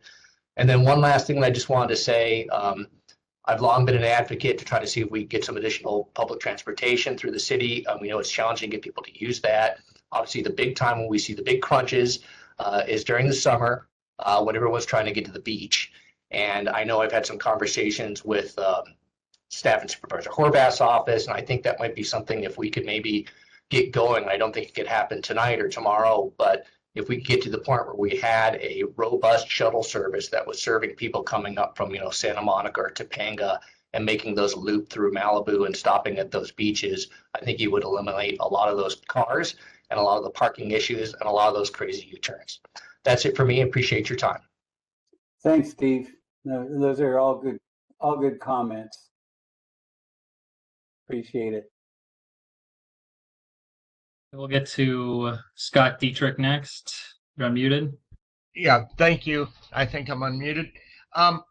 First of all, a question, Ryan. At the very beginning, you had an image of what looks like bricks in the center divider. They're not bricks, but they look like bricks. 4 dedicated left or U-turn lanes. How does that impact the crashes, the accident frequency when you have those, as opposed to just being able to turn wherever you want? Well, we're trying to do a number of things with that. We're trying to prevent people from turning and making U-turns where it's not safe. We're trying to concentrate the U-turns, at better locations. That's the primary issue with that. Okay. What you only put them in areas where you've got good visibility or the highway's wide enough to make a U-turn or something like that? Yeah, where we've got 2-way left turn lanes now, there might be places where we replace the 2-way left turn lanes with some sort of a median. And we're looking really for most of the stretches to make the medians accessible to emergency vehicles so they can get through. The one exception might be in the sort of commercial area, the real central part of the city, where the trade-off, to have some nice landscape medians and to change the character of that area might be an exception to that. But for the most part, we want to, wherever we can, make it possible for emergency vehicles to get through. And that center lane, whether it may stay as a turn lane or become a median that is mountable or usable by emergency vehicles, is the kind of thing we're looking at. And there will be places where we can actually, I think, enhance emergency access. And somewhere around Pepperdine, the medians are out there, but they aren't accessible by emergency vehicles. We can make them accessible. In places like that, we can, like I said, even improve access for emergency vehicles. Got it. Thank you. Let's see. 2 other points.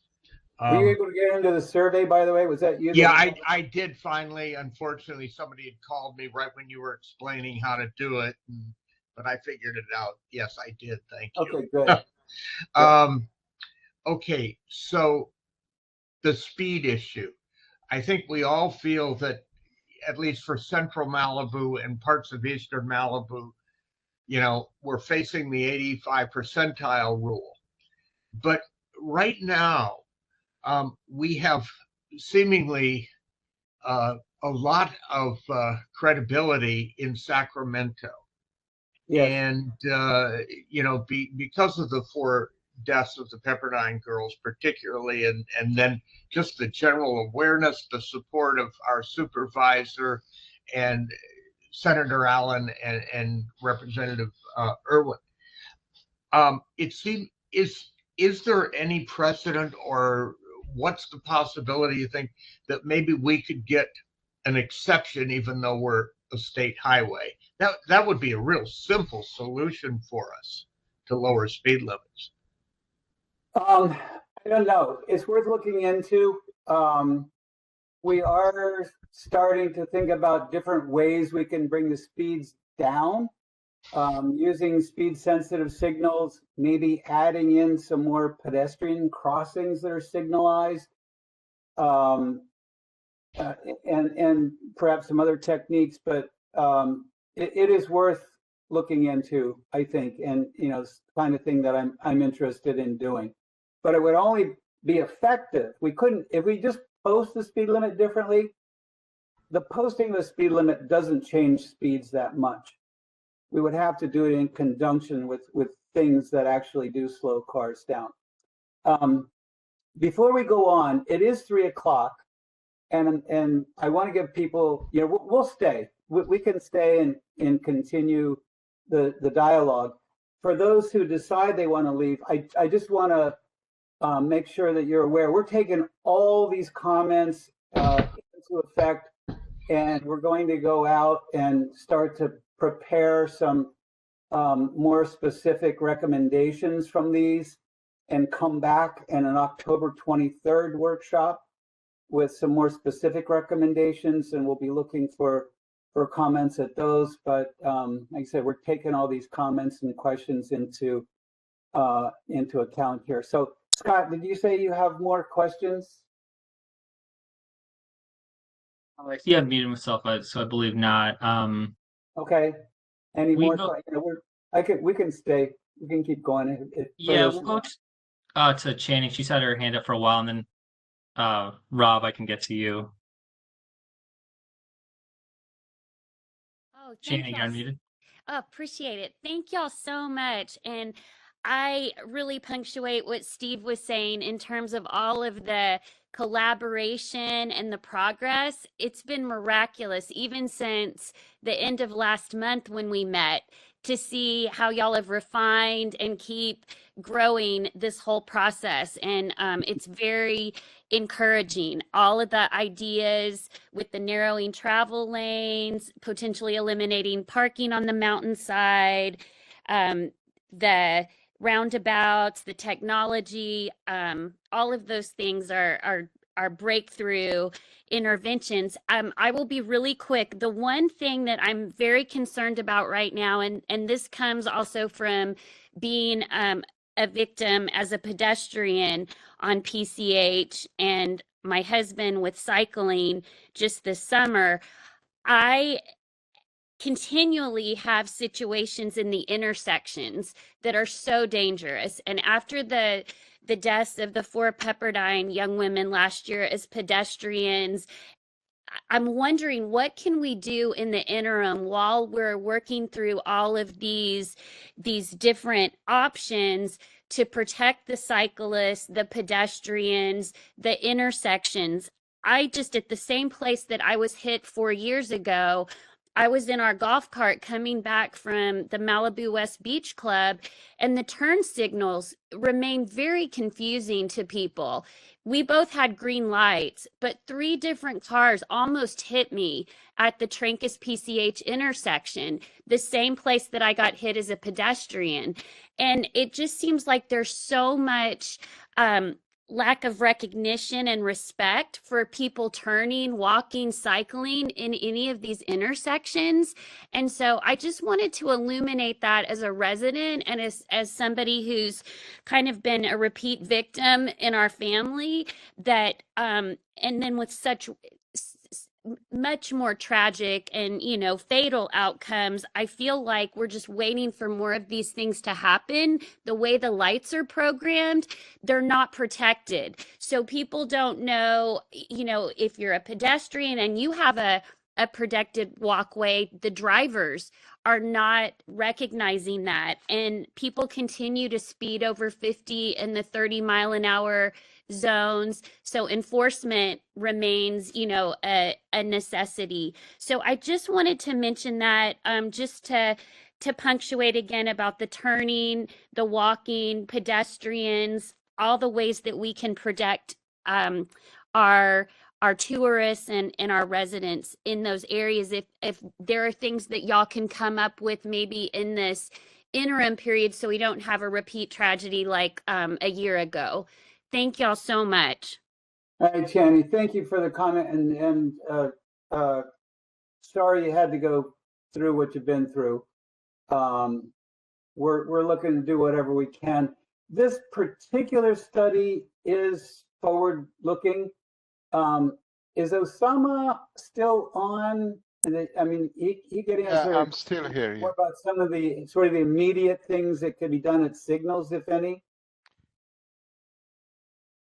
And Alex, I think we can Yes. put the survey down now if you want. Yes, thank you, Ryan. Actually, one of the things you mentioned in your studies, LPI, which is lead pedestrian interval. We are basically implementing all this at the signals in Malibu, which gives basically pedestrians about 3 to 4 seconds to get into the intersection. So any conflict with left turning cars would be mitigated. So that's one of the things we did. The other thing, I believe Shannon was making the comment when I got my webinar disconnected and I got back, but I understand she was talking about how the signals operate, and we have staff from signal timing also checking into a lot of those signals. I just wanted to clarify from Shannon, was that during the construction project, because there is currently a construction project at Trancas?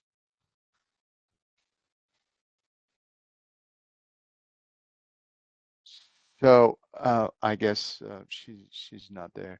But anyway, I will take your concerns to our signal timing folks, and we'll try to have somebody. Oh, she said she can't unmute. It was in 2020. Yep. Okay. Yeah. So that basically explains it. Right now, we have LPI implemented at Trancas. So uh, I think we heard you, and I think I will basically elevate that to our signal timing folks as far as signal timing, basically mitigation. Now, since Ryan talked about other stuff we do, you've already seen the optical speed bars that are out there. You've already seen some of the signing striping work that we did in the director's order project. We have 2 CAP-M, and CAP-M, these are capital preventive maintenance projects that we do, which entails some pavement rehab, and we're trying to add safety features on those CAP-Ms. So yes, there's a whole lot of folks working from different divisions of Caltrans to make PCH safer. So in the time slot we have, I can mention just some of the things we did, but probably you will get more information in the near future. Thank you. Thanks so much. Hallelujah. Yeah, go ahead, Ryan. I just was going to say thank y'all so much. It was just an area of vulnerability that I've been noticing, and obviously that's associated too with all the advancements, with the things that you're doing to improve and intervene. We're going to have this window where things may be a little more not as secure. But it is definitely moving forward, and we are so grateful for all of your investments and passion for this project and the ingenuity and creative design. And we're just praying for y'all and are so grateful for everything that y'all are collaboratively doing. Thank you so much. And I see Rob has something to add, so he raised his hands. Go ahead, Rob. Yes.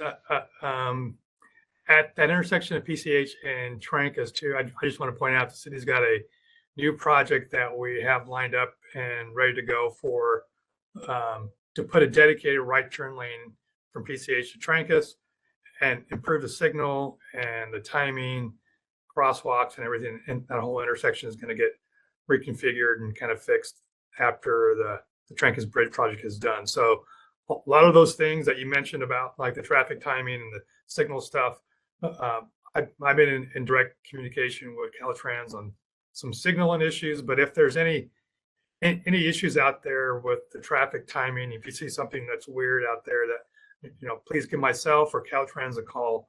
We'll be able to happy to kind of have somebody out there and take a look at that signal, the signal timing cabinet, and make sure signal is operating properly. But Just a few things that we're working together on. Oh, Just wanted y'all to are point that out. angels. Thank you so much. I cannot tell you how much that ministers to me as a mama, and with all of the families and the visitors in our community. It really, really is reassuring and very promising. Thank you all so much. Just a couple comments. I just wanted to make sure everybody understands what LPI means. That's leading pedestrian interval. That's at the intersection. The walk signal comes on before the green signal comes on for motorists. And as Osama said, it gives the pedestrian several seconds to get into the intersection before any traffic can get in. And that's been shown to be fairly effective. And one other comment, Shani, I'm really appreciative that you're happy with the work we're doing. The real challenge is going to come next. We're between now and our October 23rd workshop, going to be developing more specific plans for these different locations. And we're going to look at the whole stretch of PCH. And this is where all of these trade-offs and these different stakeholders come into play. We're not going to be able to do everything we want, and we're not going to be able to keep everybody happy. We're going to do our best that we can to squeeze in as much as we can and keep as many people happy as we can. But that's going to be difficult to thread the needle and keep everyone happy. So we'll do what we can, but it'll be important for people to show up and and let us know during this next round. As Rob said, we added a round of community engagement to see where people are on that, and we'll take comments and make modifications as well. Are there other hands up? Did I see another hand somewhere? Yeah, Scott Dietrich has a comment or question again. Hi, Scott. Yeah, I had one final question or comment. Between now and October, could we get, it doesn't even have to be very formal, but a survey of how many bicyclists there are on the highway? We've had a great deal of discussion and argument back and forth about bike safety, but from what I see, is maybe you said you've got 46,000 cars on the highway, and during the week it seems like about 10 bikes. But we should have an accurate number. Strava won't do it. I'm on Strava all the time. I ride in the mountains, not on the highway. It's too dangerous. But could we get that bike survey just so we know? I don't know that you need to have a person out there, but however you guys do bicycle surveys, stick a camera or whatever in mid Malibu, and we see what is the actual number during the week. Thank you. And I really do appreciate all you guys, because it's real clear you are working hard to try to balance all this stuff. Yeah. Okay. Well, I mean, we'll look into that. We might be able to get something like that done. I mean, part of the question is, where do we choose to do the bike survey? But something we can certainly look into. We do have, we've received a whole lot of comments about bikes being necessary. And we also have, Caltrans has a policy that we have to accommodate bicycles and pedestrians on our state highway. And there's actually a bill waiting for the governor's signature right now that would mandate that Caltrans put, better bike facilities and pedestrian facilities on state highways. So it's something that, I feel compelled that we have to do our best to try to find some better accommodation, for right now. So, but we can have a discussion, Charles, about seeing what might be done to get some counts done. Yeah, it makes a huge difference though if you've got 46,000 cars and 10 bikes, or is it 1,000 bikes? Yeah. And we need to know going in. Yeah, and one of the other things to consider is how many people are not riding bikes because it's not a place where they want to ride right now. You know, and if we were able to put better facilities out there, you know, how many people might we get Right. from that? So, And we certainly can in Western Malibu where we have more real estate. I think everybody agrees that. You know, it's Eastern Central Malibu where it's so congested, and probably where it's more dangerous. yeah. Yeah, and I saw the comment about Strava. You know, I think I like that suggestion. We'll look to see if there's data we can collect from Strava as well. So, okay. Other questions, comments?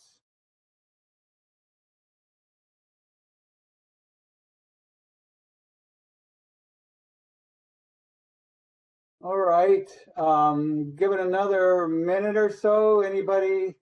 We're still here.